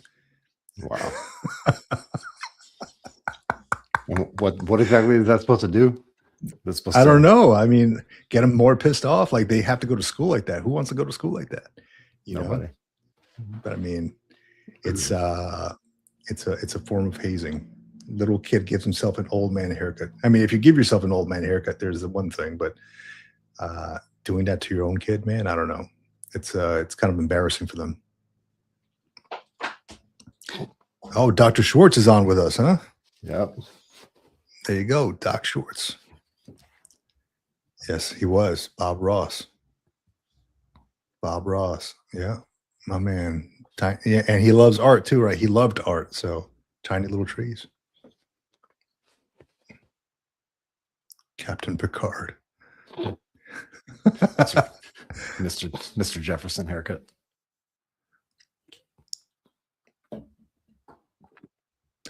You know, I've seen, yes, Tony Slaughter. I've seen many videos on this. Go to Turkey or there's Istanbul, right? The thing with that is, I don't want to. No, I won't leave it at that. I just, I don't want. I have this feeling that where my luck may just run out around that time, and I get something, and it's like, oh, my freaking head is infected now, or it didn't work out right, or I look like a Barbie doll or something with the plugs or something. You know, I figured just let it ride, man. Just let God do its thing, and then whatever happens here happens here. And when I need to fill it in, you know, that's why I got Sharpies, bro. Just Sharpie up the corners if I need to. I mean, I still got some hair. It's just it started out here, and then it started moving up. Yeah, right here. I got So weird, man. a couple of friends have actually done that. Have literally gone to Turkey and literally done the thing, and the results to me are astounding. Like at first, it's weird, and they have this weird kind of like look, and it's like this. It looks like somebody took a Sharpie and like put little dots all over their head, and then they drew a line. And then after a couple months, when it starts to come in, and it's just like normal hair, like lush. But is that Crazy. only for receding hair or like back here too? Because I look from the back, I look like a Spanish friar, dude. Like, yeah, I'm starting to look like one, right? Like you can't really tell here, but now one of the guys actually had like the whole full baldness on the top part, and he went and did the whole patch. I don't know what he paid for it or how long it took, but yeah, for the first month or so, he was weird first couple months, and then after that, it just started to grow in. Now he's got hair that looks like mine. It's crazy. It's insane. Yeah, there are some that get like infections or I don't know what bad reactions, so their head looks like a mushroom. Have you seen that? It looked like one of the Koopas from Mario. Yeah, like freaking Toadwort, you know. Was it turkey hair transplant gone wrong? Oh gosh, gone wrong. Let's see. Oh shoot, man, this is all right. This is scary. What do I mean, it's not coming up. Maybe mushroom head.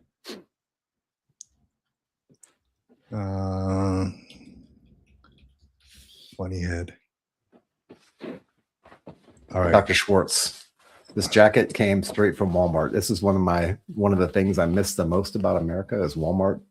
And I was getting some stuff because my bags got lost somewhere in Paris and didn't show up. And I was like, I don't know if I'm going to get my bags and my stuff.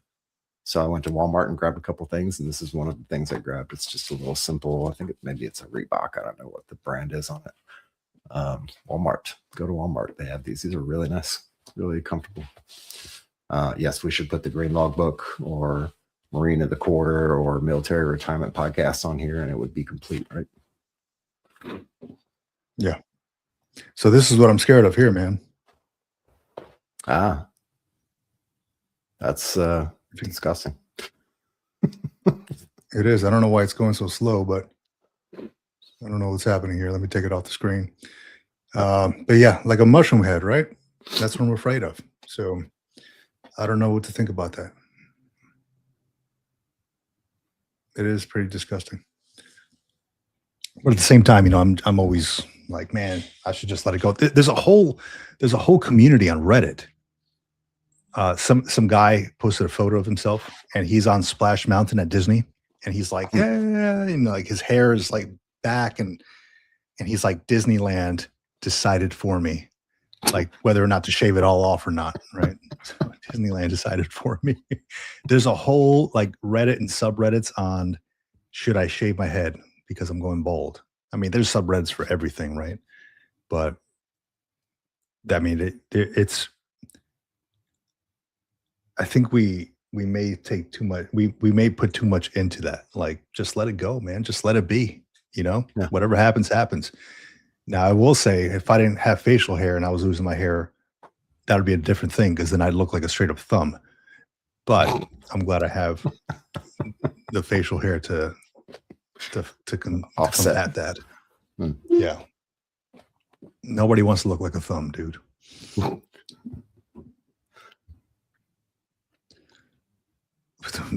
Yeah, I was just reading Doc Shorts. Speaking of the shorts, have you seen the trailer for the new Spaceballs? I have. It's coming. Yeah, it's on the way. What do you think, man? You gonna go watch it? I generally not a fan of sequels, especially when it's been 2 decades, 3 decades. How long has it been? It has been quite some time. Yeah. Is Mel Brooks still alive? He is. He is. Okay. And then Rick Moranis, John Candy's not with us, but who else?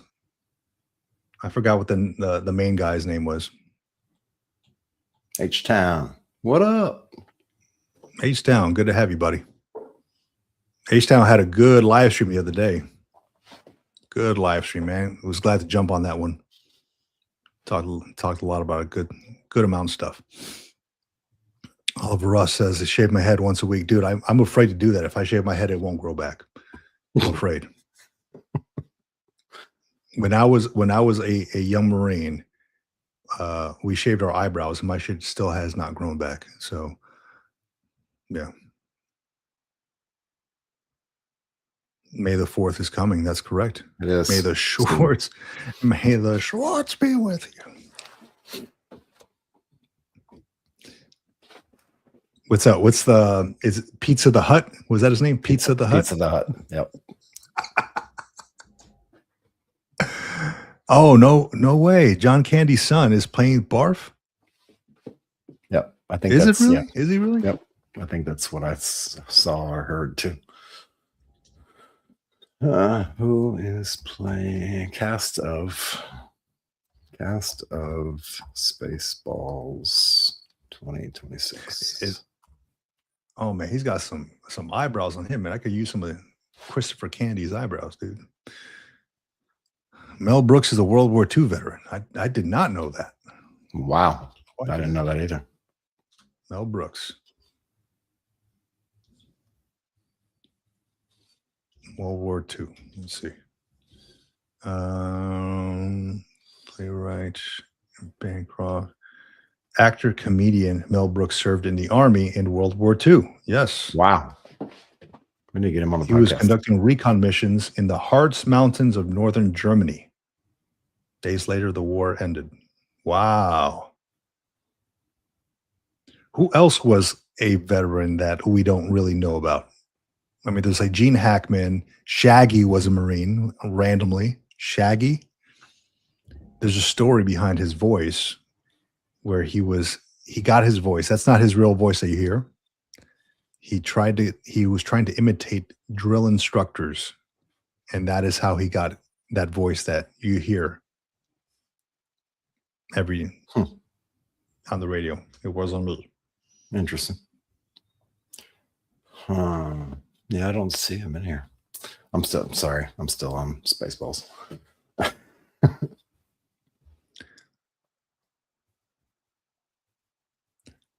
Good, good, good. It's all good. It's all good. I like that.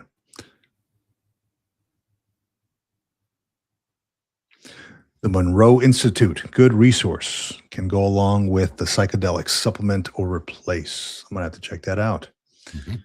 Yeah. So Doc Schwartz, yeah, we were just talking. We started off the conversation today with the whole executive order that was signed off for psychedelics, talking about how the research still needs to be done, right? But Yeah. it's a way forward for a lot of vets to get off of that the opiates, right? The medications. So there's when I go to the pharmacy sometimes, I will see people, older folks, walking out with what looks like a shopping bag full of medications. And I'm like, holy crap. Like I'm in there for like ones and twos, right? A shopping bag. I'm like, holy crap, man, what do you have going on? You know, I never ask them that, but I always wonder, like, what is in that bag? Monroe Institute. Looking this up on the live.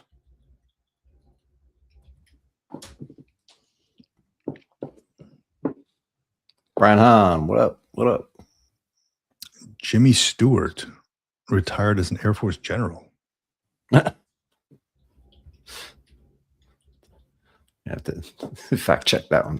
Jimi Hendrix is a lesser known veteran, airborne vet. Jeffrey Dahmer was in the army station in Germany. Yeah.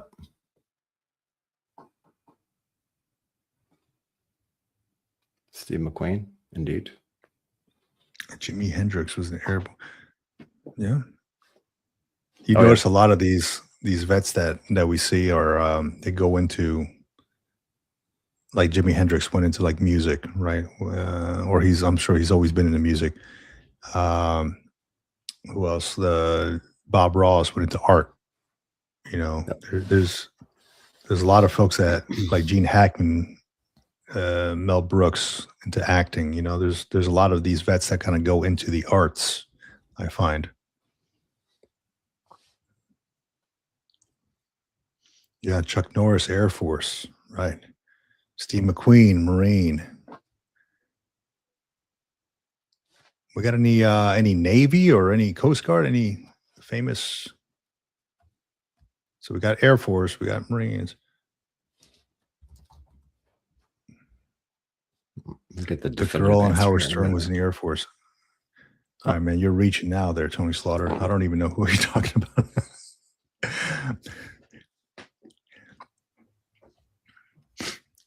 So I had this idea, John. Oh, here we go. Let's read this one here. Yep. I don't know, it's perfect. You know, it's fun. Can we all? Wow. That's freaking crazy, man.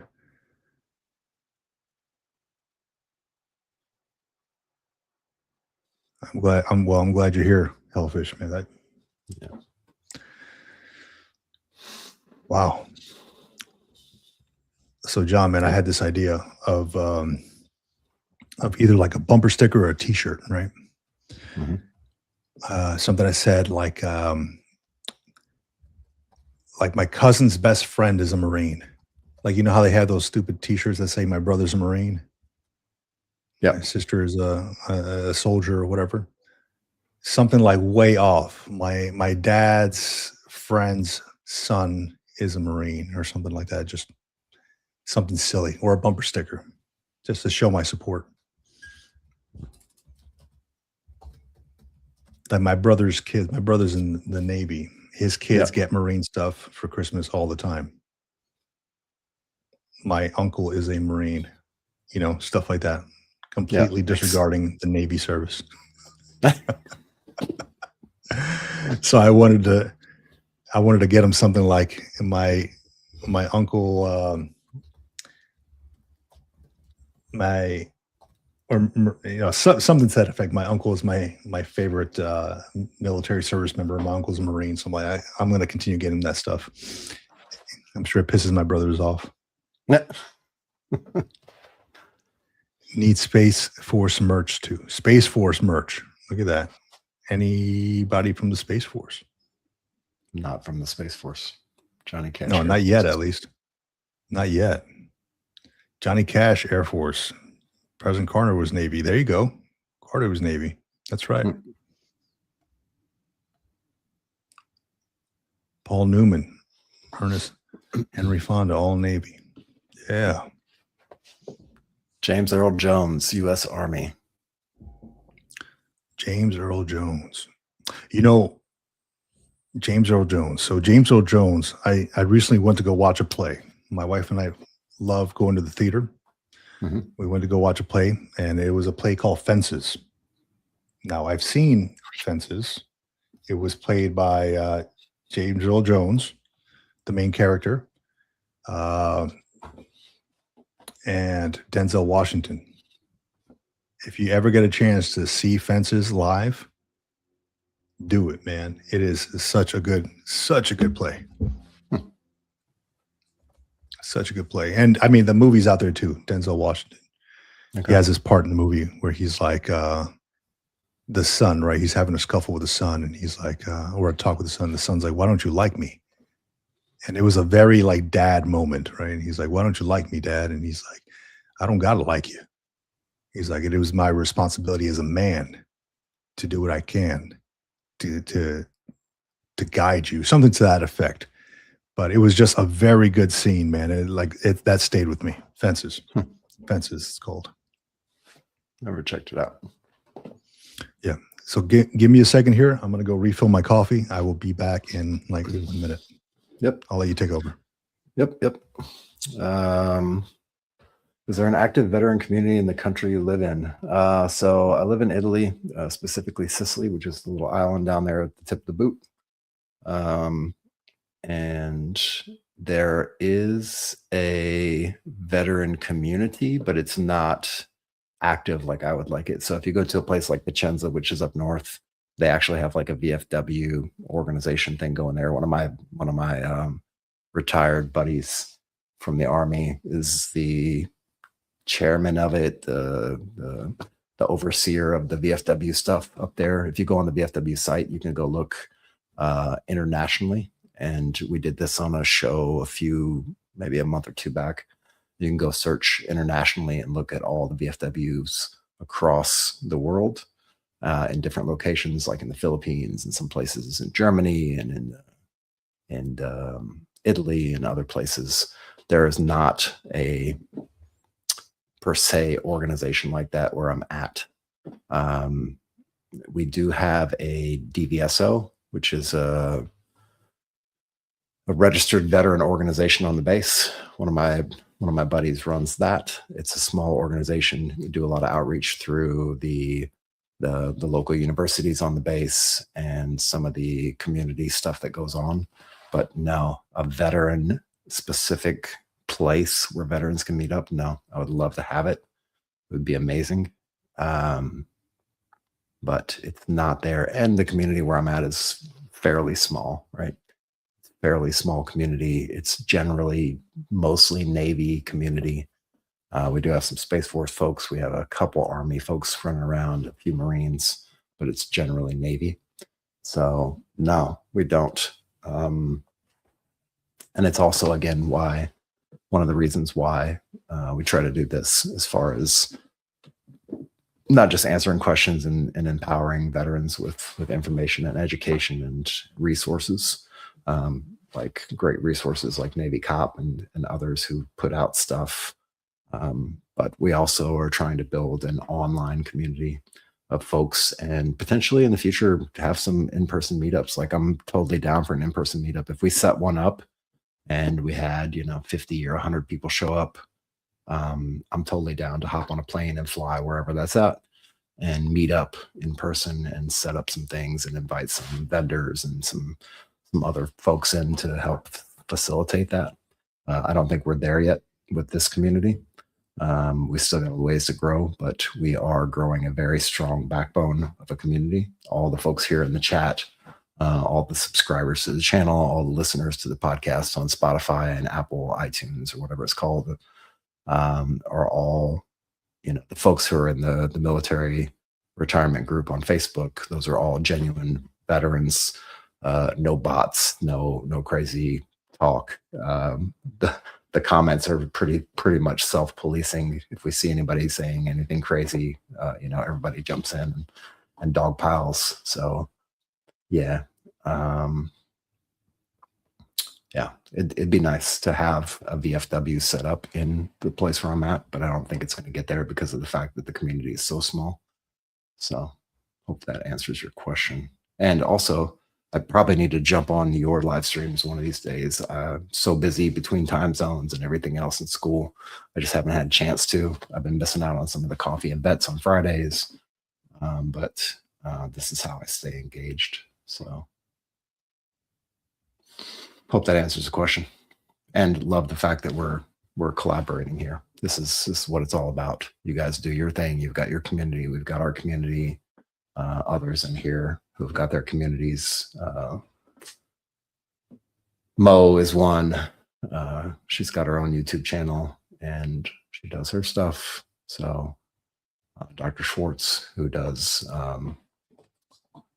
works with police and first responders and military for training purposes. So we're building the community, and it's really nice to have everybody here, and it's really nice to be a part of this community, and hopefully it just overlaps into other communities and builds the overall community is really what I like about it.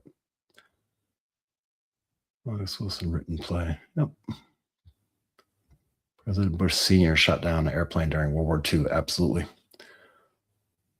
Choose Italy for the cost. Yeah, cost of living in Italy is amazing, especially in the South. If you can get down south, that's where the best bang for the buck is. Morning from PNW. Morning, Patrick. James Earl Jones, honorary Navy after awesome performance as Admiral Greer. Hunt for Red October. Indeed.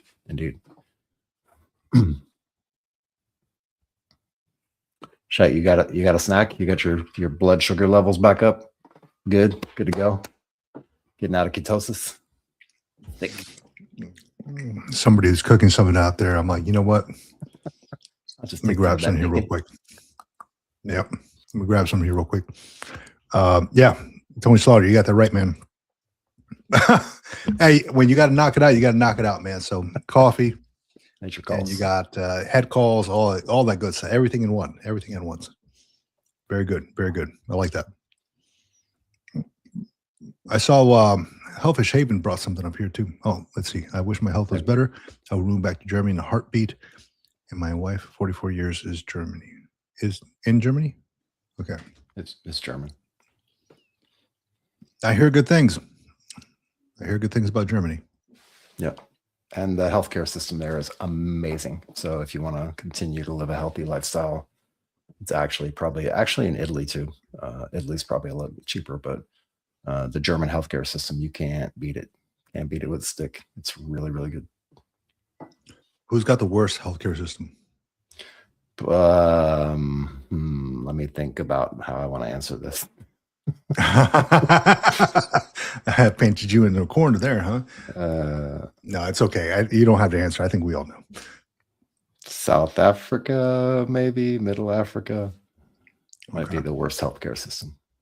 Yeah, you might be right.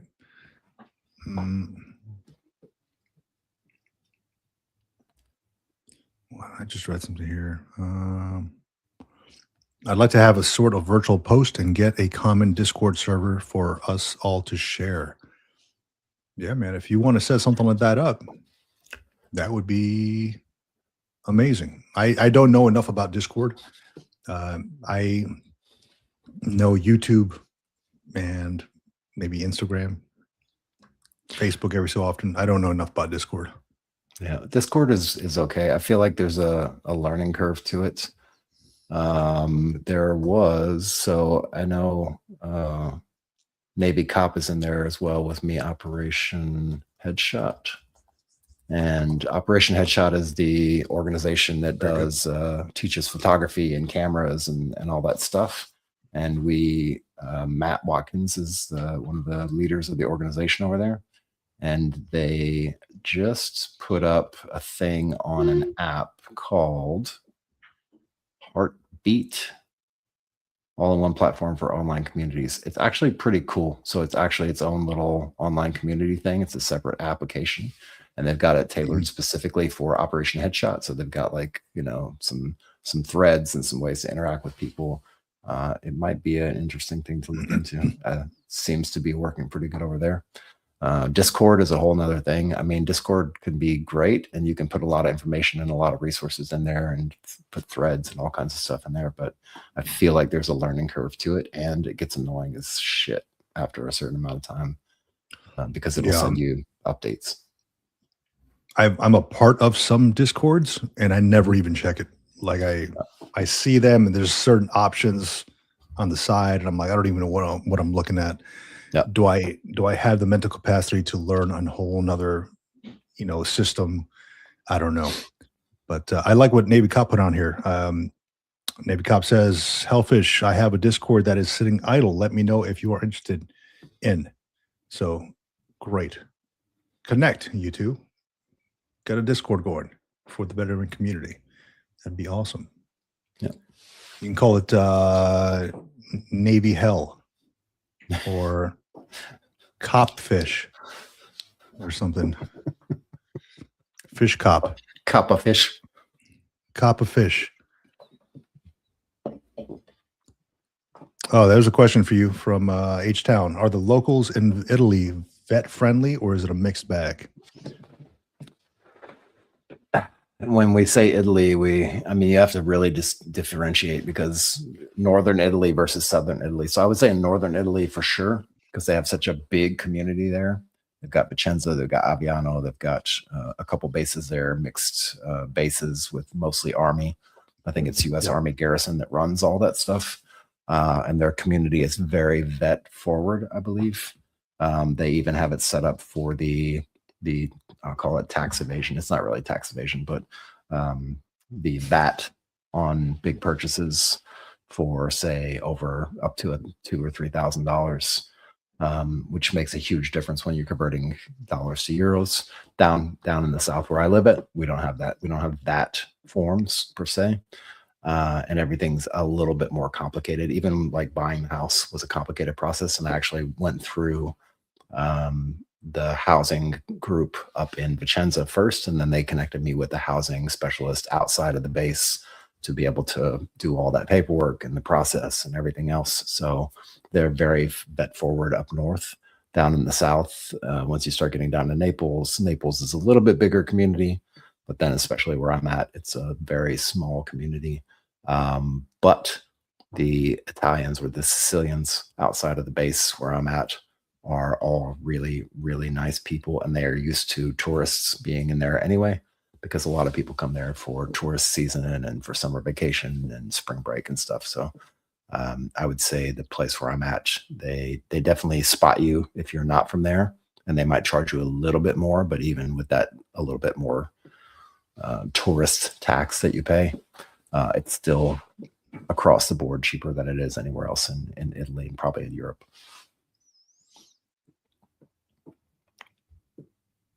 That's good to know, because a lot of places are not, that I've seen, at least that have been put out on social media, are not that friendly anymore to tourists.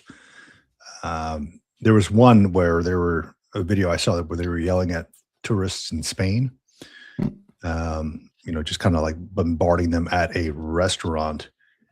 I don't know the reason behind there. I know, like, places like in Mexico, there's a lot of expats moving there, and they drive up the prices because, in the US you make a little bit more. So you're okay with paying whatever, $600 a month for an apartment versus what locals pay, $300-400 a month. So you drive up the prices, right? So I know a lot of places are not okay with expats. But it seems like Italy is all right. Yeah, Italy's not too bad. And I think somebody mentioned, like, the politics over here are a little bit goofy right now. It's Oliver Rust. Yeah, it's a little bit goofy. And I mean, you got to look at it from the perspective of what's going on in global geopolitical situations right now, and Right. Europe in particular. I mean, I think there was something that my wife brought up to me the other day about one of the Middle Eastern nations, or maybe it was Iran directly, was reaching out to Italy to become an allied partner with Italy. Mhm. And I kind of, in a jokingly kind of sneer remark to her, I was like, that's what happened in World War II, right? So, but all There jokes you go. aside, like geopolitics in this part of and in that part of the world, in the Mediterranean and closer to the Middle East, plus the overwhelming amount of refugees and people who are fleeing countries and fleeing areas to get to safety, which has been an ongoing thing for years anyway. And the tourism thing. I mean, there's certain cities in Europe who have kind of tightened down on their tourism and start charging fees for people to come into the city or certain parts of the city. Mhm. I think with the visa statuses for a lot of the countries in Europe, at least, I can't speak for the rest of the world, but from what I'm reading and some of the things that I keep up with as far as world kind of tourism and world relocation, geo relocation for folks and expat living and stuff like that. A lot of the countries are starting to crack down on that tourism and the visas that they're allowing people to have, because they're getting such an influx of people coming in constantly. So they're trying to tighten that up a little. Yeah. There's a gentleman. We connected on, I think it was Instagram, and then I brought him on the Green Logbook a while back. John Davis, Army veteran. He's got about 145,000 followers on Instagram. Combat veteran, abroad PTSD advocate, military author, co-founder of Veterans in Paradise. His Instagram is john.h.davis.writer. So pretty long Instagram, right? But John H. Davis Writer with a dot in between each one of those. This dude makes a whole lot of videos. He's always bouncing around from country to country trying to find the best veteran expat spots. So if you want like some really good information on that, definitely reach out to this man. He here, actually, I'll throw his stuff. I'll give him a little shout out here on the gram or on the pod. Yeah, so john.h.davis.writer. He runs these tight groups, Veterans in Paradise, lives with some roommates, single guy, right? And I met this man when he was actually living in Dominican Republic. And he was like, yeah, man, I had to move out from the States, and his life has gotten so much better when he moved out of the States, where I asked him what his daily life looks like. And he said that, hey, he doesn't even own a car. He rents a townhouse with a pool, I think it was. And he has a four-wheeler. So he just goes to like the market, wherever he needs to go. He just rides a four-wheeler, wherever he needs to go, and then goes to the beach, goes for a run in the mornings. That sounds great. Sounds like a great time. So Right. Good dude to know if you are looking to move overseas and just have some questions. Good stuff. Yeah, there you go. H-Town vet.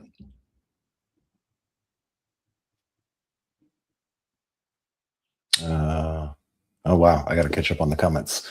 Yeah, I'm doing the same here. Just ordered a Nikon D3200 with only 4,000 shutter uses. Wow, awesome, nice find. Whatever that's called, to go through the program again. Yeah. So talking about the Operation Headshot thing. I wish, using my phone as a camera right now, so I can't like flip through it, unfortunately. But I'll try to bring that up on the podcast in the future sometime for that community, or we just get into the in the comments on the military retirement group on Facebook if you want to jump in there for now until we find a community.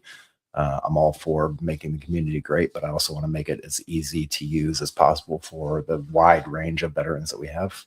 So I would love to build it the way it needs to be built, not the way I want to build it, because we do have a wide range of veterans here within our midst. Some just retiring, some retiring in a couple of years, some have been retired for a few years. So I want to make it as easy as possible for everybody. They just had the in-person thing in Seattle not too long ago. I wasn't able to go, of course, but we had a meetup in Seattle. Seattle, in San Diego. Seattle. I didn't know that. Yeah. I should probably. So what do they teach you at this Operations Headshot? The course we went through, I think it's changing slightly over time, but the course that I went through was, and myself and Navy Cop went through, was a good solid few months. And we went through everything from the basics of cameras and how they work and what brands and what are the different pieces of the camera and what's aperture versus shutter versus exposure and ISO. And then it goes into a lot of things like how to set up shots, how to do framing, and then it also dives into the business side of it, how to set up a business profile and how to start getting gigs and what do you look for in a customer when you're doing say wedding photography or portrait photography or whatever it happens to be, how to set up a website, how to do all the legal stuff on the back end. So I think they've kind of broken it down now into separate tracks. But before it was all kind of lumped in. I think we were the last ones to go through that where it was all lumped in. Totally free for veterans. And then usually at the end, they have a meetup in person somewhere. Yeah, I like that. So there's a club here in San Diego that meets up. And they just go like they bring whatever camera and you go around and just take pictures and you just kind of hang out together, right? I haven't been to one. I like the idea of it.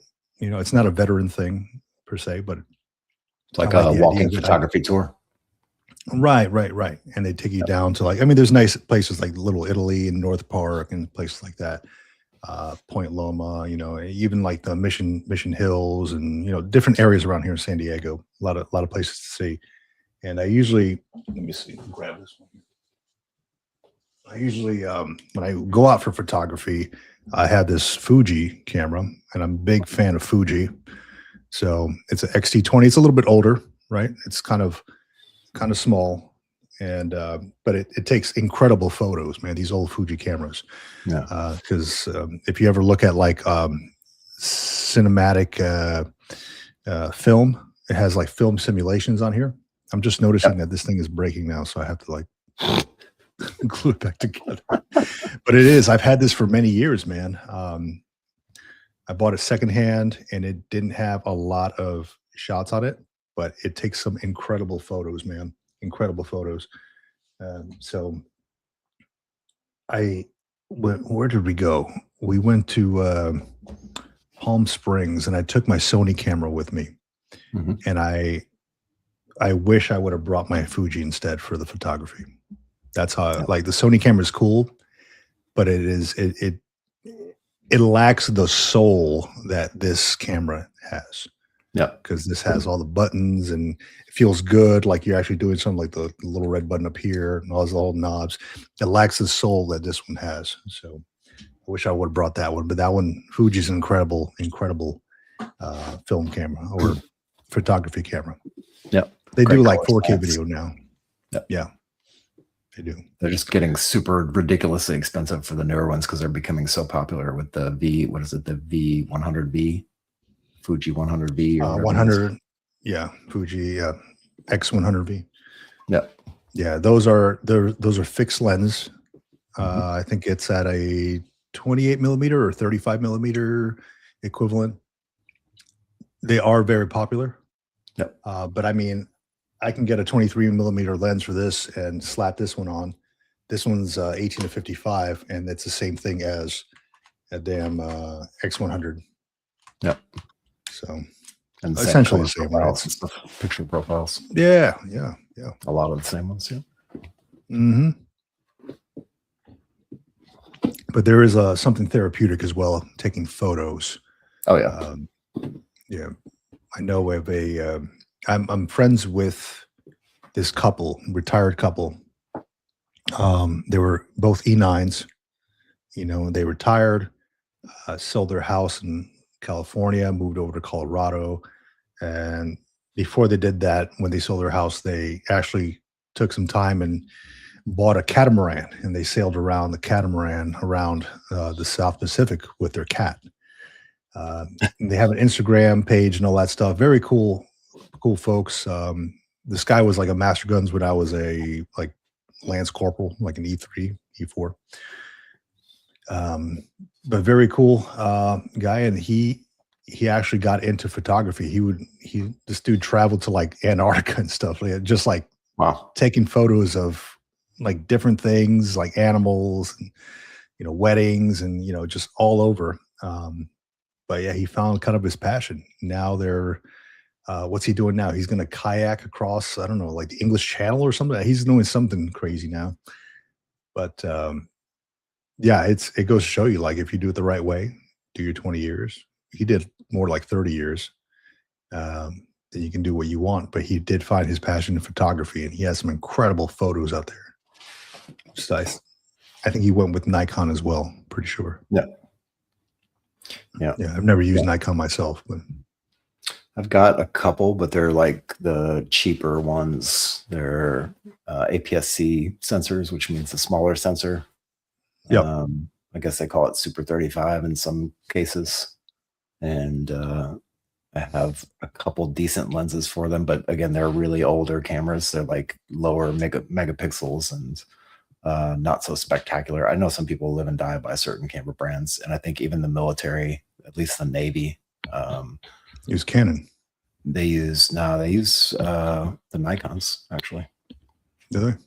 Yep. The guys over at our combat camera used Canons. Yep. And The EOS. Yeah. So then I had an NCIS agent that worked for me, and he's like, "Hey, sir, we gotta purchase some cameras." And I was like, "Hey, it's probably gonna have to wait until next fiscal year, right? Because I'm already tapped out for this stuff." So then he went through. I told him to go through NCIS himself and see if they could provide you that stuff. And so he did, and they sent him a full frame Canon, an R something, R5, one of those, like, Yep. Nice like one. several thousands of dollars. It came in a Pelican case. They sent him a Pelican case with those pick and pull things, several lenses. And I was like, immediately when he showed me that, I'm like, all right, guns. All right, Gunny. This is going to go on my CMR. Okay. I'm going to account for this. This is the whole kit was probably, with the lenses, the batteries, the lights, Tens of thousands. probably a $10,000. Yeah, probably a $10,000 kit in a Pelican case. So I was like, all right, this is going to stay in the evidence locker. Okay. Nobody else but you and I are going to have access to this. It's going to go on my CMR. We're going to account for this quarterly, as we do with anything else. Because if any of this trash goes missing, it's going to be on you and I. So we kept track of that stuff. And the thing is like, it was never used. It was like a brand new camera there. Yeah. So I'm like, look, since we're not using it, grab it. And I had another guy sign out for it, like, grab it and use it for like events, take like some nice photos for events. So that's what we were using it for. Cause I mean, they would take it out and they'd take photos of, investigations and, cars and whatever they do for NCIS. Yeah. But it was barely being used because it was a lot easier to take photos with a little snap and shoot thing. Yeah. Either a camera or the little snap and shoot thing, right? The Canon power shot that we had. So instead of putting this huge lens on it and just taking professional type photos for what? For evidence? Come on now. I mean, if you know what you're doing. I like this comment here. Canon AE1 film camera. Ooh. Man, that's a beautiful camera. It's, by any stretch of the imagination of any camera community, Canon AE1 is like one of those milestone cameras. You should take it out. They still sell film, and they still I'll share some of these with you. Expensive as shit. Yeah, to develop film nowadays. AE1s. I have been looking a lot into film photography lately. Yeah, and I love that you brought that up, man, because the grain from like the Kodak film and all that stuff is amazing. A while back, I was gonna get a film camera, a Canon film camera, and then I bought the lenses before I bought the camera, and then they sold the camera on eBay. So I was like, damn, I missed that one. Now they got expensive. But then I ended up buying like a 50 millimeter, was it FE or 50 millimeter? Can't recall what this is. Anyway, that's what it is there. Old school one, right? Yep. And another one here. Manual focus everything.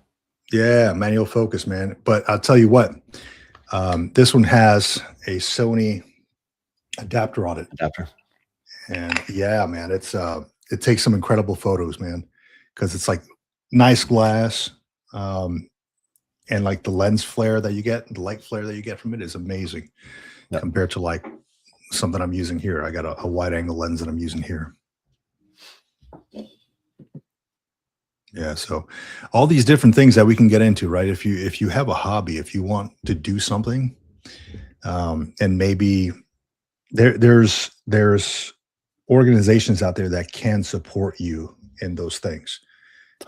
For instance, let me see if I can pull them up here. I just had it up.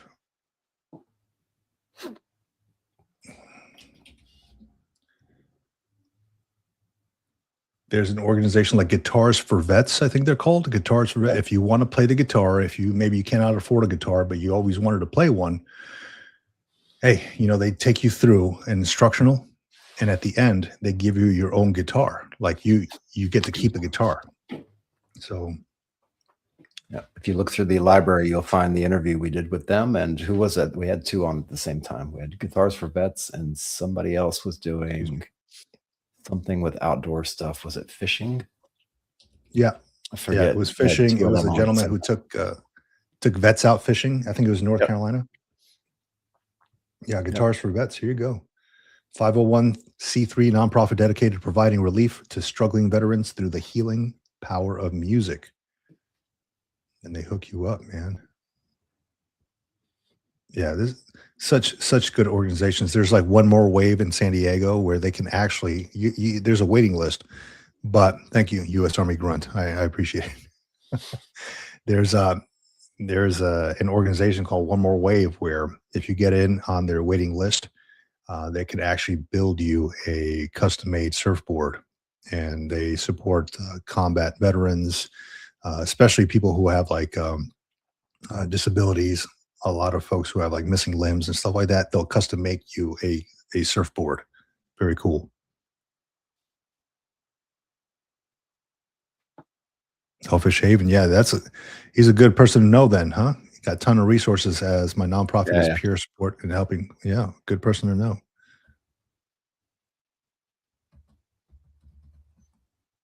So this fall, I've connected with.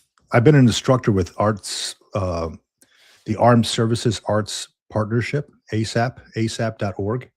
I've been an art instructor with them, doing sketching and architectural art. I essentially, what I did was I led a group of active duty and veterans around this park that we have here in San Diego called Balboa Park. And we just kind of sat in the grass and we just drew architecture, buildings, things like that. And it was fun. I talked to them about perspectives. I talked to them about a shading, about just architecture in general, drawing what you see versus adding things on there that are not there. It's fun because it's something I love to do myself. And they reached out to me recently about doing that same thing. Like, hey, would you like to lead another class? I said, I wouldn't mind. However, I would also be interested in leading a class on podcasting, on YouTubing, and how to start that, and the equipment that goes into it, and speaking in front of what's essentially an audience, but you're speaking live, and how it takes a while to get used to something like this.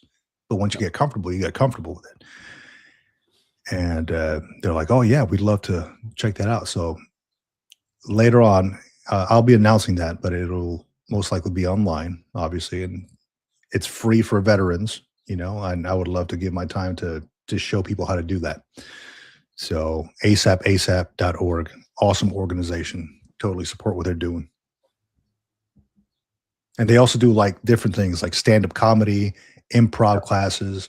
They rent out the local comedy club here. They rent out on like a Friday night, and they have people do, like, if you go through their class, they have people do like stand-up comedy, like veterans who went through their class, for an audience of family and friends.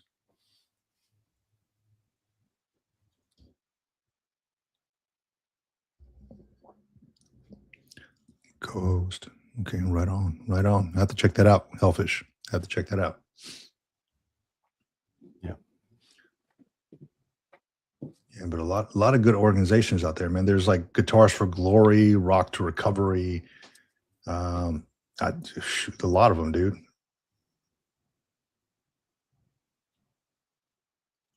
Yeah. Kind And of of course, art.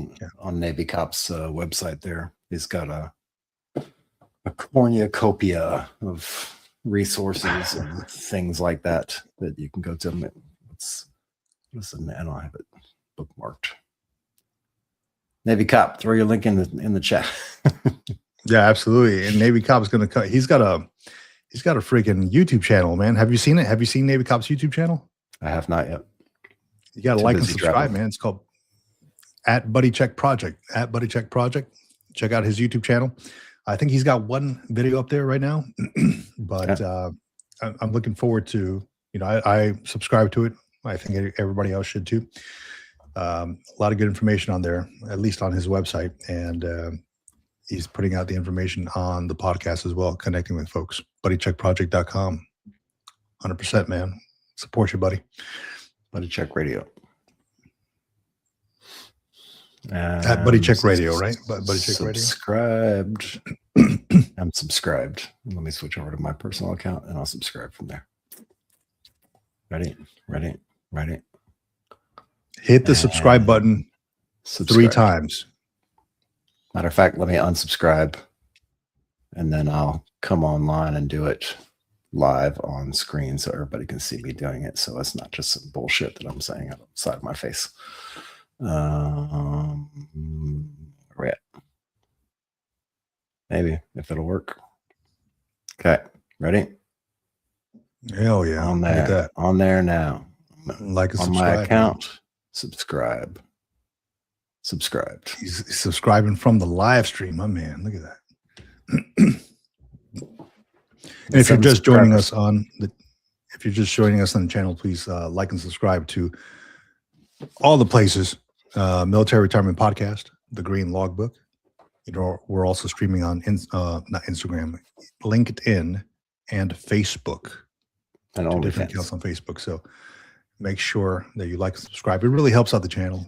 I mean, it's just and turn on notifications so you know when we're coming on live. I'll be chopping up a few different videos that I've done. I've been uploading. You've probably seen that I've been uploading some shorts on this, like talking to other folks. One guy mentioned that he was working with Google and doing all these great things in cybersecurity, and then all of a sudden he couldn't find a job once he left. And he mentioned that his veteran status did not help him at all in private organizations. So it's a give and take depending on who you go with. Yep. Same. I had the same kind of experience. Yeah. So, and somebody else commented on one of those videos like, hey man, unless you're like in your 20s, 30s, maybe even 40s, it's hard to get into a new job, like one of those higher level jobs, because they want you for like 20 years, right? Yeah. So yeah, it's a little tough. And I mean, we've heard it a couple times. I think Navy Cop talks about it every so often. How it's so tough. It is, yeah. So here's what it is. But yeah, and then tomorrow I'll be going live with Concise Psych. If you all have heard of Concise Psych, Dr. Prashant Sharma will be going live, and looking forward to kind of talking about his channel, talking about the Green Logbook, and talking about how he started his stuff, and probably nerding out about veteran mental health, psychology, and all that good stuff. So anybody out there in the audience who wants to jump on and check out the collaboration with Concise Psych, it's going to be an awesome, awesome talk. Looking forward to it. Looking forward to it. Let me see. Regional thing with status. I'm just going through the comments here real quick.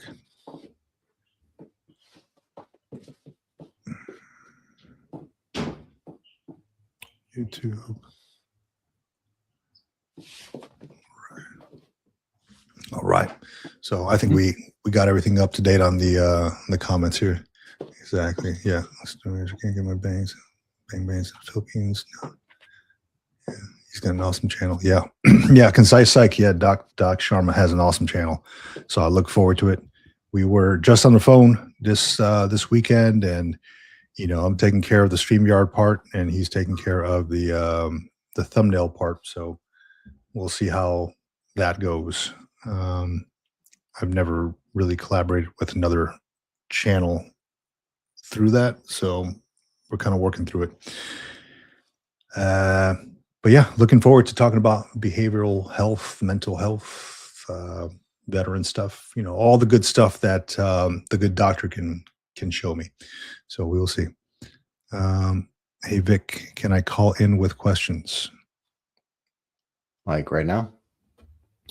You want to call in right now? We can give you a link if you want to dial in real quick. You got time, John? Yeah, I got time. Let's do it. All right. Well, here you go. Thank you, U.S. Army Grunt. Here. Love you, buddy. Yeah, thank you. Thank you very much.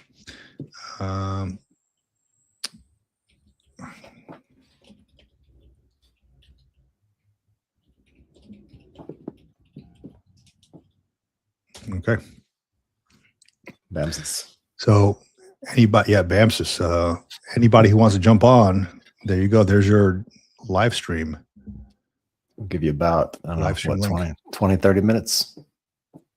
Yeah. I don't want to hold you up either, because I know you got stuff at the house going on, and unless you're boring, then you're 30 seconds and you're out. But get you back. Hold on a second, John. Hold on. I'll be right back. All right. Yeah. So we'll hang around for a few minutes. There's a link in the chat if you see it. If you don't see it, let me see if I can copy that. Can I edit it? What can I do here? Tomorrow? No, tomorrow. Yeah, I think for the Dr. Sharma video, I don't know if he's going to have live call-in. That's a good question. I'm not sure if there's going to be a live call-in, and depends on what Doc says as well. But you can definitely jump into the comments tomorrow for sure with Vic and Dr. Sharma. I may be there. Depends on what I got going on. I got to finish up some schoolwork, but I'll try to be there as well if I can. Maybe even just in the background facilitating the chat. So, quiet professionals, and how we do things. But yeah, definitely. And I'll throw that up there either way, just in case. If anybody wants to jump on, there is the link. We'll stick around for a few minutes. No confusion. Don't worry about it. Yeah, I don't think they're going to have live call-in. So the platform that we're on, I don't know that it supports live call-in, although we could do it. If I was at the house, I could do it for sure. We could do it by other means, but we definitely can support questions in the chat. The live call-in thing gets a little bit tricky. So, and it also depends on our guests. We want to respect our guests if they, want to just have the one-on-one conversation, or if they want to have myself and Vic on there having a conversation, or however they want to do it. We want to respect their wishes as well, because they're taking their time out to be on the shows with us. So we like to respect their wishes and respect their way of doing things. But definitely comments in the chat. And that gets a little tricky in and of itself, especially when you're talking about mental health, right? It's hard to get to the gist of things just over comments and chats. without writing a paragraph. So Okay, I'm back in here. My bad. I had to take a quick call. My kid is painting her room, and she's like, "Dad, I need your help on paint." I'm like, "All right, what do you got? What do you got?" So it's always fun when they call and they need you. Huh? So let me see here. What I miss? Tony Slaughter. Okay. So tomorrow, you had a question tomorrow. Yeah. So Tony Slaughter. Yeah, absolutely. So I already talked to Doc Sharma, and we will be engaging with the audience. So no issues. I don't believe there's any issues with calling in. Be happy to, so I'm sure that he's going to give some kind of disclaimer saying that, he is not your doctor, et cetera, et cetera. Just take it for what it's worth. But if you have specific questions, he may be the one to talk to. Maybe we can kind of meld minds together and figure out what the issue is, what the situation is. Yeah. What time are you doing that again tomorrow? Let me look at my calendar. I think I told you I was going to try to be around if you need me on there or not, or want me on there or not. I'll talk to him. I'll shoot him an email and see if he's cool. Damn, what time?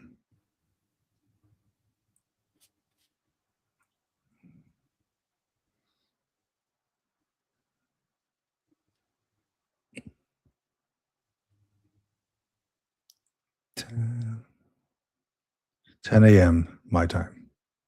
So 10 a.m. Pacific. Mm-hmm. Yeah, 10 a.m. Pacific. So he's working on some stuff on his side. So as soon as he sends me what he's got, I'm gonna apply this to the YouTube stream. It'll go kind of pending, showing that the stream is available. So make sure anybody who has questions or who wants to jump on and talk about whatever you want to ask or talk about with Doc Sharma and myself, Doc Sharma being from Concise Psych, we'll be happy to talk. It'd be awesome, I think. It'd be a great conversation. I forget.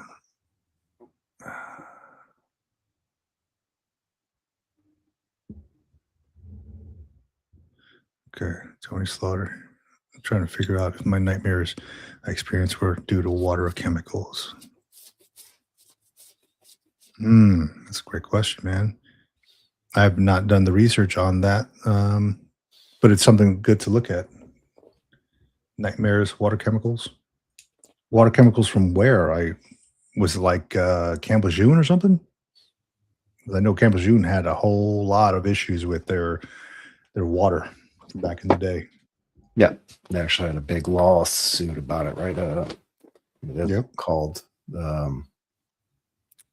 class action lawsuit. I think that's what they're called. Chemicals. Look at that. Yeah, Camp Lejeune was all farmland at one point.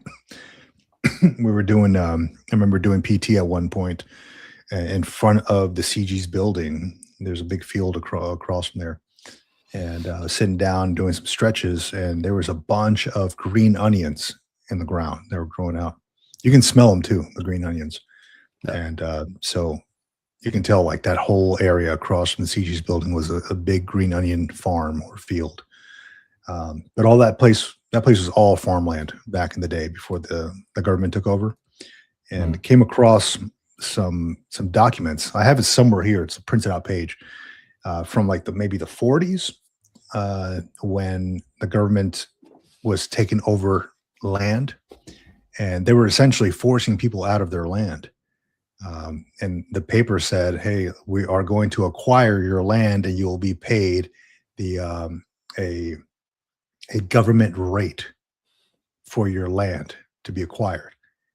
And I wondered. I had a conversation with my boss at the time, this colonel. I showed him the paper, and he's like, "I wonder what the appropriate government rate was that they paid these people." It had to have been like pennies on the dollar, but they were essentially pushing these folks out. in the back of Camp Lejeune, there's still some like remnants of farms. Like they have like an old barn back there. Nobody really goes to it. It's like looks like a shed. But those things still stand at the back of Camp Lejeune. You can still find them. Okay, chemicals exposure while in Paris Island. Water chemicals on Paris Island, like drinking water or like water from washing your hands. Like I'm curious about that. Eminent domain, yes, eminent domain. Definitely pennies on a dollar. Yeah, it was crazy to see. Oh, Hellfish is going to jump on, he says. Yeah, if you can. Yeah. Yeah. So we'll have it on for a few minutes because I know we're nearing like the 3-hour mark. And I still got to write a paper. So Yep. Same.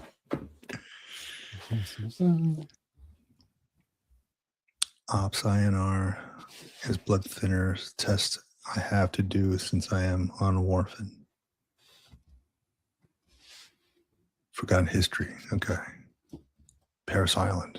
Look that up here. Let me write that down.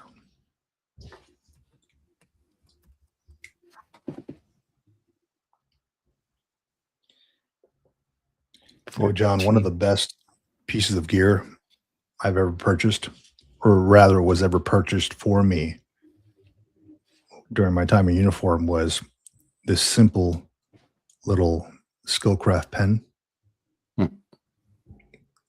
Skillcraft pen. It's got a blue, a pencil, and a black.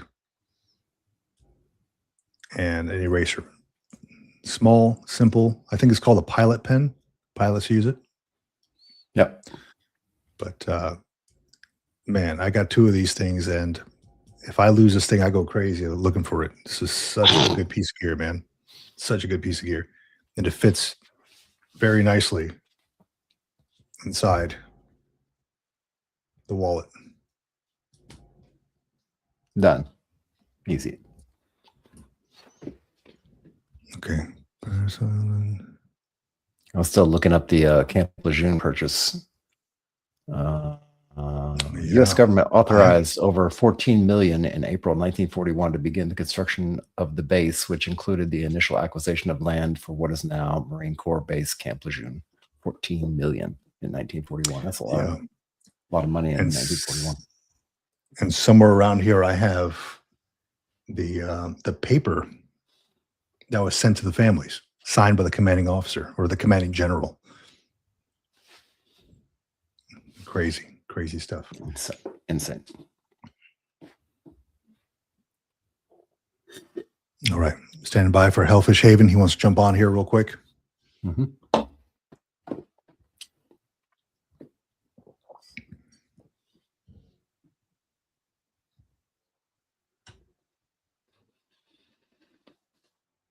If you haven't already done so, jump on the military retirement group on Facebook. You don't have to be retired to jump on that, but you have to have served in some capacity. So military retirement group on Facebook, about 3,000 strong. Just a great group of folks who want information on military to civilian stuff, benefits. Every so often I'll share some stuff on the channel. So great piece of gear if you're looking to get information. Military retirement group.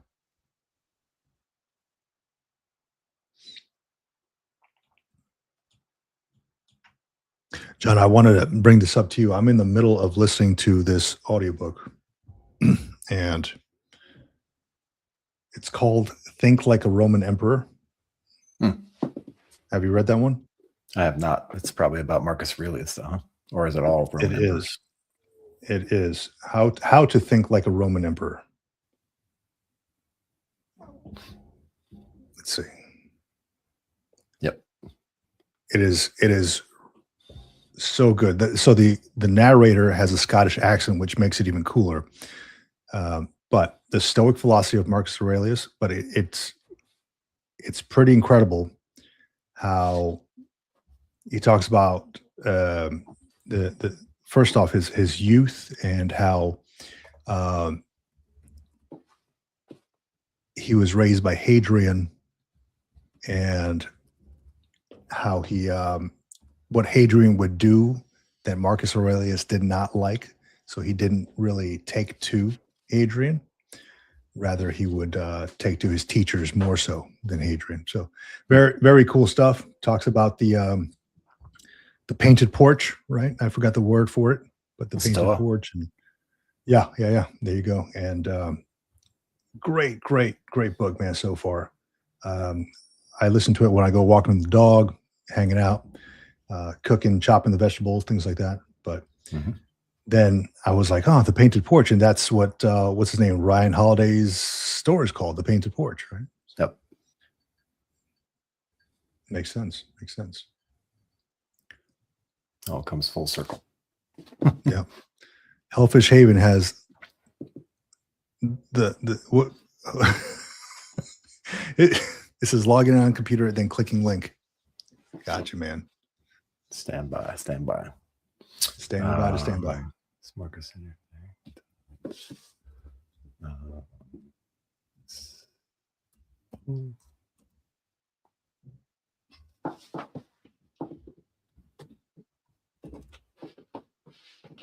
see.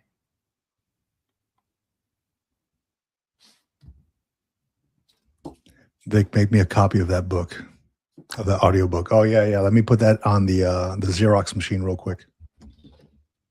Make you a copy of the audiobook.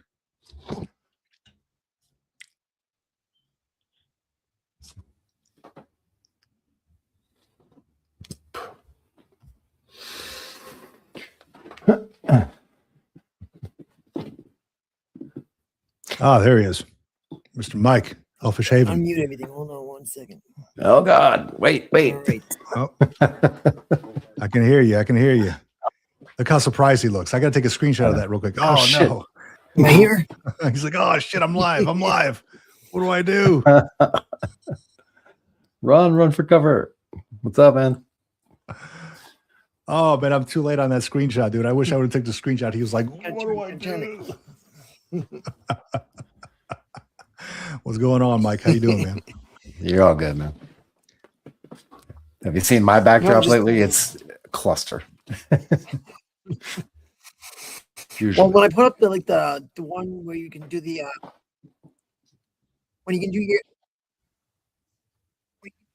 image, it's kind of weird. Oh, the green screen. A virtual background, yeah.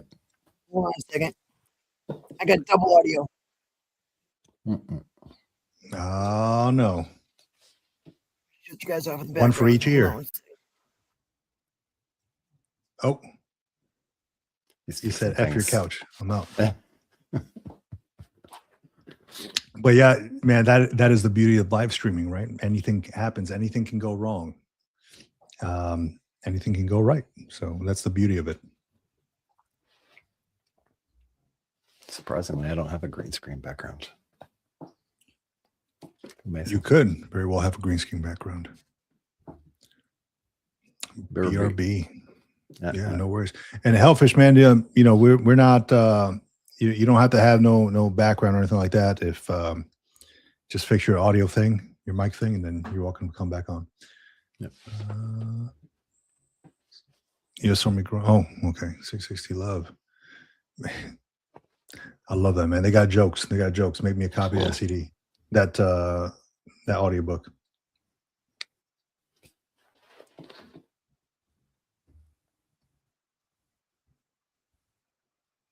Man. So I will say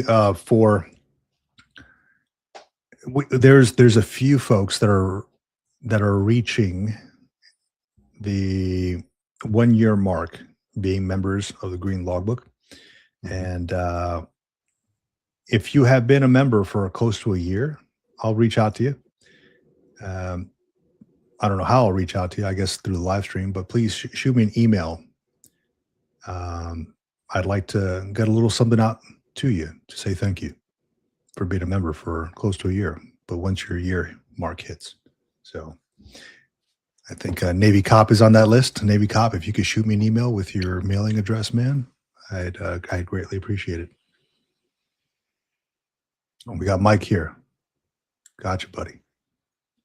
Yes, and gotta dox myself real quick. Let people know Hellfish Shaven is Mike. Mike is Hellfish Shaven. Hell yeah, man. Well, welcome on, dude. Yeah, Thank man. you. My man, Yeah, you know, I had you guys on in the background, so it was getting. I could hear you, and then I would see me, and then I could hear me, and it was like, oh, you gotta I you gotta mute figured the everything and shut everything yeah, off instead of one. you gotta mute the YouTube side. I do the same thing. Same thing happens to me too. You know what just happened, Mike? You know, John, you know what just happened just now? I put my arm down and I'm like, damn, where'd I put my coffee? I'm looking for it. My man, it's in my right hand, bro. It's in my right hand. Having a senior moment. It's like when the glasses are on top of the head. Yeah, exactly, man. I'm like, Always. damn, where are my keys? Or my hands? They're in my pocket. You know? That was my pet peeve for when I was in the service. If a soldier put their glass on top of the head, I would just go, shh, and they hear the noise. They'd be like, oh, Sergeant Geary sees me with my glass on my head. Oh man, no, that I it makes me twitch a little bit when I think about a Marine doing something like that. That's Ugh. I can't do it. I can't do it. So what's going on with you, man? How's the foundation? How are you? How's anything new? Yeah, we're Travis is down in Dallas right now. He'll be back next week. He does War with Me. We Are Resilient, our weekly live stream. We do that right before his podcast, Oscar Mike Radio. He's about to hit 10 years of podcasting, and he just did his 400th episode a couple months back. So we did a big thing for that. And as this the 10-year comes up, we're gonna be doing another big thing for that. But one of the things that has happened recently is a veteran out of Vermont has been charged with domestic terrorism. Veteran called 988, said, I'm having an issue. This is what's going on. They did the right thing and, called first responders, got the veteran, into safe care. And then while the veteran was in care, they decided to charge the veteran for the things that were written in his therapy journal for domestic terrorism. So it's a really hard thing right now, and we're pushing for letters to be sent out to government officials in Vermont, reach out to state senate, the state representatives, anybody that can reach out to the local people and the facilities out there to make sure that this veteran is taken care of and he's okay while he is in custody for this, and understand why when somebody calls for help, instead of help they got handcuffed. And it seems like it's going to be a deterrent for other veterans to call in the future if they're gonna call 988 and be able to tell them what's going on with them and how things are happening, if they're going to be charged with domestic terrorism for following a therapy prompt and writing a journal like they were told to do by their therapist. And it's just, we've been when Travis gets back, we're going to put a big push on it. Travis has done 3-part series on it so far on Oscar Mike Radio. And I've got it on the Hellfish Haven website as well. We've got the story so that way people can see his aunt, his cousin have been on with Travis to explain the story of what's going on, how it happened, and also letter to if someone wants to write to JJ while he's in custody right now. Obviously the isolation of being alone in jail and custody is tough on him right now. So if anybody wants to write like letters, we've got an address for him. And then also we've got the 3 letters that you can just sign, fill in the name of the representative, fill in your name at the bottom if you're a resident of Vermont, if you're a veteran, or if you're just a concerned citizen. We have a letter for each of that people can send in to the representatives and the state officials to be able to say what's going on in this case. How can we help? How can we get this to not happen again? And what so so I understand that the therapist asked him to write something in his journal. Yeah, Is he that had like right? a therapy prompts, like to be like, when this happens, do this. When this happens, like he was doing written exposure therapy. Right. Write out, And what's happened and how you react, and write out over and over and over again until you get through it. It's just the same thing as doing, uh, talking through it and living through it, doing those, version of the lived exposure therapy, but it's just doing yeah. it written instead of verbal. And then the person read that back to the therapist. So the person, And he when he called 988, he explained the emotion that oh, he was going through, and that he felt like harm was going to happen to himself, and so they made sure they took care of him, took him out of the situation where he would be around firearms or anything like that, and then when they did that, instead of just remaining in VA care, somebody in the prosecutor's office and the DA's office and the local community escalated it from helping a veteran in crisis to domestic terrorism because of the notebook found in the vicinity of the veteran when they came in to get him. hmm. So because he was seeking assistance and what he had in the notebook. So he's being held where now? In Vermont, the I'm gonna hold on 1 second. I'm just roll up the But he is in custody right now, yes, being he's in a held. Vermont jail right now in a county prison facility, jail facility, uh, and he's not not free to leave. He hasn't been given a bail to be able to be to released on X amount. He's being held as somebody for domestic terror, and with no way of being released at the moment. So I'm looking at the reporting requirements of 988. I don't know. I've not looked at this before. Like this is kind of new. But I'd be curious to see what the reporting requirements are. I know different states have different requirements. And if something was brought about with terrorism, even like homicidal tendencies, then that's potentially a reportable offense. Um, do you happen to know what it is like in Vermont? Well, I know with the crisis lines, anywhere it is that they're supposed to report if this self harm or harm to others, uh, and also if there's firearms that are unsecured, that are in play as well, that they'll try to get somebody out there to secure the weapons if they think that harm is going to happen to self or to someone else. Usually there's like 7 or 8 questions that they ask when you first get on the line. And those are you thinking about doing harm to yourself? Do you have a plan of action to do it? Do you have, what are the thoughts? And, if you answer yes, or, how you answer that, basically sends you from, being seen by a social worker or seen by, psychologist, psychiatrist, or if they need to get somebody to take you in for your own, personal safety to basically, PC you. Mhm. And it seems like I that's got what they did is they put him in protective custody.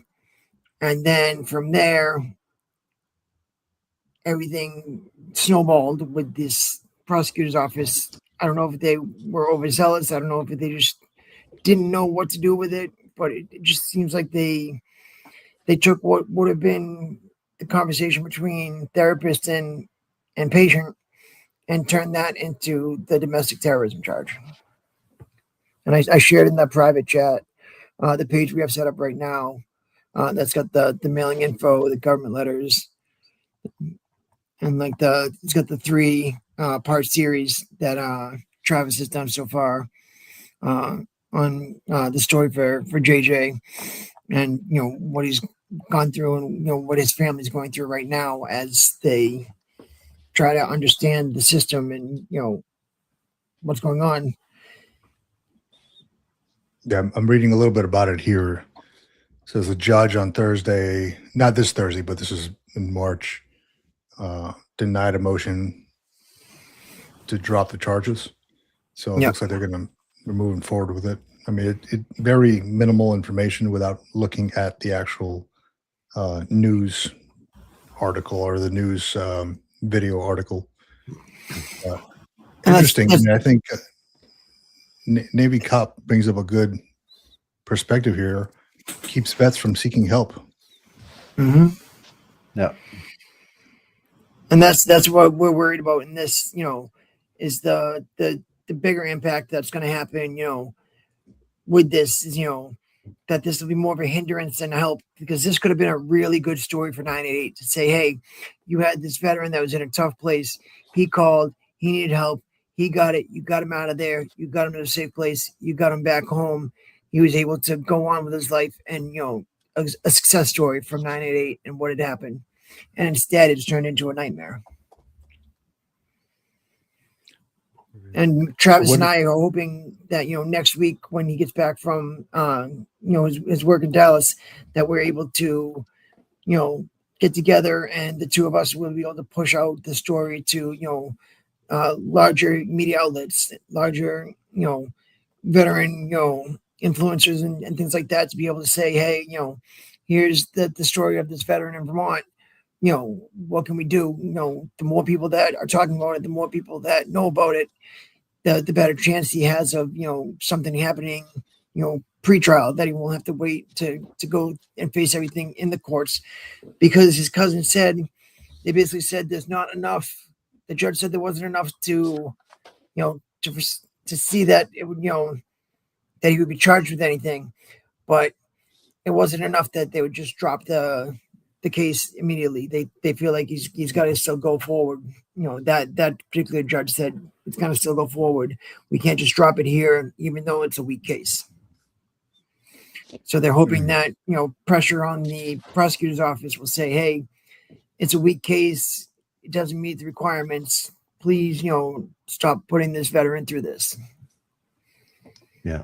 It's kind of crazy. I mean, I've tried to look up the confidentiality reporting guidelines for the 988 veteran crisis line specifically. And as far as I can tell, right, I mean, it's basically they can't break confidentiality unless there's imminent risk or consent, which you had already discussed. You talked about in the beginning here, as far as self-harm or potential for harming others. And then the intervention, the imminent risk protocols, where they can get involved physically or otherwise to have emergency services on scene to potentially protect somebody from a suicide or a homicide or otherwise. And but it all seems like it's covered under HIPAA, though, right? And the HIPAA law would mean that only authorized people have availability to that information, or that kind of the documentation and stuff like that. So I don't know if this crosses an authorization line based on HIPAA requirements or not. PII, et cetera, et cetera. It seems like it's setting a bad precedence that's going to potentially take months or years to unravel and reverse, right? Like you guys mentioned too, the taste and the feeling that this is going to put in front of other veterans, we're getting to that point, and that they need that help in a moment of crisis. This is going to make them second guess, seeking help. And, we never want that. We want folks, if you need help, reach out for it, and, if there's alternate sources, there's military one source, there's other crisis lines too. If you're not comfortable with 988 because of this, there's local and, regional helplines as well. So, don't feel like 988 is your only option. That's a federal helpline, but there's so many different other ones. And because of what's going on in one state, each of these, 988 is a federal program, but they're run locally by organizations in the areas. So like he got connected with a Vermont, nonprofit that does suicide prevention and does mental health and behavioral health care. And they run the 988 for that area. Like in Massachusetts, it's the Samaritans. The Samaritans do the 988 here. So if you contact 988, you can connect to the Samaritans. And each area has a different thing. And like when you contact the Veterans Crisis Line, it reaches out to Buffalo, New York, and that's where you initially start. But then you can bounce you to other places if that's if that's full. And so it's just, don't let this one bad thing that's happening right now deter you from seeking help if somebody out there needs it. Yeah, I'm reading his story right now on WCAX TV, which I believe is the news channel out there in Vermont. Veteran charged with domestic terrorism rallied in Newport Thursday. Or friends and family of a veteran charged with a domestic terrorism rallied in Newport Thursday, saying the charges stem from a mental health crisis and are unwarranted. He called the Veteran Crisis Line in February, making a suicidal attempt or a statement and threatening a mass casualty event. The thing with that is he had not, he was seeking help. He had not done any of this stuff, right? Correct. So the idea with this is, is this a call for ramping up mental health services, or just straight turn to, hey, he needs to be arrested for what he said? Obviously the dude needs mental health assistance. Like where does that fall in with all of this? I'm not asking you directly. I'm just saying as a thought here. Instead of putting him in handcuffs behind bars, maybe putting him in front of a therapist who can assist this man. Absolutely. Inpatient programs at the VA, inpatient at a local hospital if the VA is out of reach or too far to get to. Just a program where he's getting the medical attention that he needs right now. Yeah. And that's tough too, because in the different jail systems, you can't have certain medications for different problems that people have. So if he's being treated by medications for his mental health, he may not be getting the care that he needs for that right now. And right. The prison system definitely doesn't have the therapists and the psychiatrists that the VA system does, and that other nonprofits that work with veterans have outside of it. Right. So it definitely is a good story to follow, and curious to how you and your co-host will. I'm sure you're going to keep us in the loop on all this stuff, how it all Absolutely. goes with helping this gentleman out. I'm hoping that he gets the help that he needs and leaves the that setting sooner than later. And it does kind of retract a lot of people from thinking about calling this first, 988 first. It was always there, and we always say it too, like, hey, if you need assistance, call 988, the Veterans Crisis Line. But I mean, what if you're going through something really bad like this guy was going through? Like, you're going to second guess it. Like, who do you turn to at that point? Who do you turn to? And one last good note, I'm also growing out the hair, as you guys were talking about earlier. And the wife had made a statement about about me not getting a haircut. I thought she told me not to get a haircut, and then she had actually I misinterpreted it. So Selective hearing. she's like, selective call hearing. your barber friend ASAP. That is ridiculous. So Yeah, selective hearing, dude. It works. It works sometimes. absolutely. But I appreciate you guys having me on, so I could to share that information. Look forward to seeing Dr. Schromer on tomorrow, and checking that out. And folks haven't subscribed to absolutely. this channel already, make sure you guys do. Yeah, appreciate you Awesome. coming on, man. I appreciate it. I'm going to drop that link you gave us in the chat as well. If anybody wants to dig into it, see the 3-part series that you had mentioned, and all that stuff is in there on healthishhaven.org. It's got all the information and links and some backstory context in it as well. And we got the letters as well too. If you want to send the government officials to try to push for this veterans case to be able to be brought forward and taken out before it goes too far. No, absolutely. Yeah. All right. Thank you, Mike. guys. Thank you. I appreciate you coming Thanks, We'll talk Mike. to you guys soon. See you Thanks around. for All right, what you buddy. do, guys. Bye now. Have a good one. Yeah, that's some crazy stuff, man. Just when you think you're getting the help you you need, this happens. So that's news to me, and it makes me think twice about sending people there to get real help that they need. Yeah, and it's sad to see things like this happen. And like I said, it almost sets. It's like when you do something in the justice system and it sets the precedence for future cases. Like this is one of those things where you don't have to go through the justice system. It sets a precedence for behavior within an organization or a group or a government, and then if that behavior is bad or if that behavior is not actually correct or accurate, then it takes so much time to just unwind that and just set it back to, if you can even get to that point where you set it back to baseline again, right? It's insane. It's insane. Yeah, it is. But we'll follow up on that and see where it goes. Curious how it's going to go. I mean, there's only so much we can do about it here. Maybe Joe Rogan can get involved and get the president's ear on this. Who knows?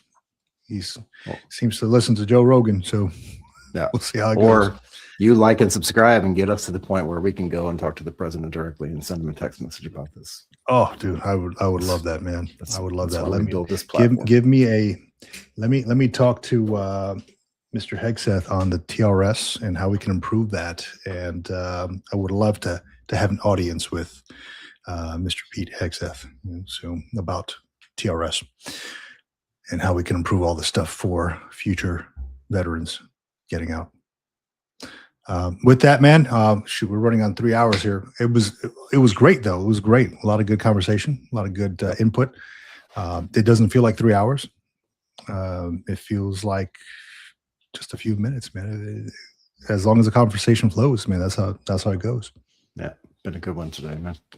Really appreciate everybody's comments, everybody's input. Appreciate Mike for coming on at the end there and educating us on some things that are going on in the northeast region of the country where Mike is residing at. He's located up in that area. Great area. I spent many moons there as well in that same area. So, but it's good. It's good. We're expanding the circles of the communities and building communities around communities. And it's just, it's good to see and glad that we can all educate ourselves on something that's related to veterans in our community and the people we're trying to help through these platforms. It's really nice. The collaboration is amazing. So, yeah, it is. So stay tuned for tomorrow. I'll be on with Dr. Sharma, Prashant Sharma, who runs Concise Psych on YouTube. Awesome channel. And we're going to be talking about how we started our YouTube channels. We're going to be talking about veteran mental health, all that good stuff. If you have questions, please tune in and ask your questions, ask away. So with that, I think that's the show. We're done. Have a good rest of your Sunday and a good rest of your week, everybody. And we will see you again soon. Maybe tomorrow. Absolutely. Out here. Out here.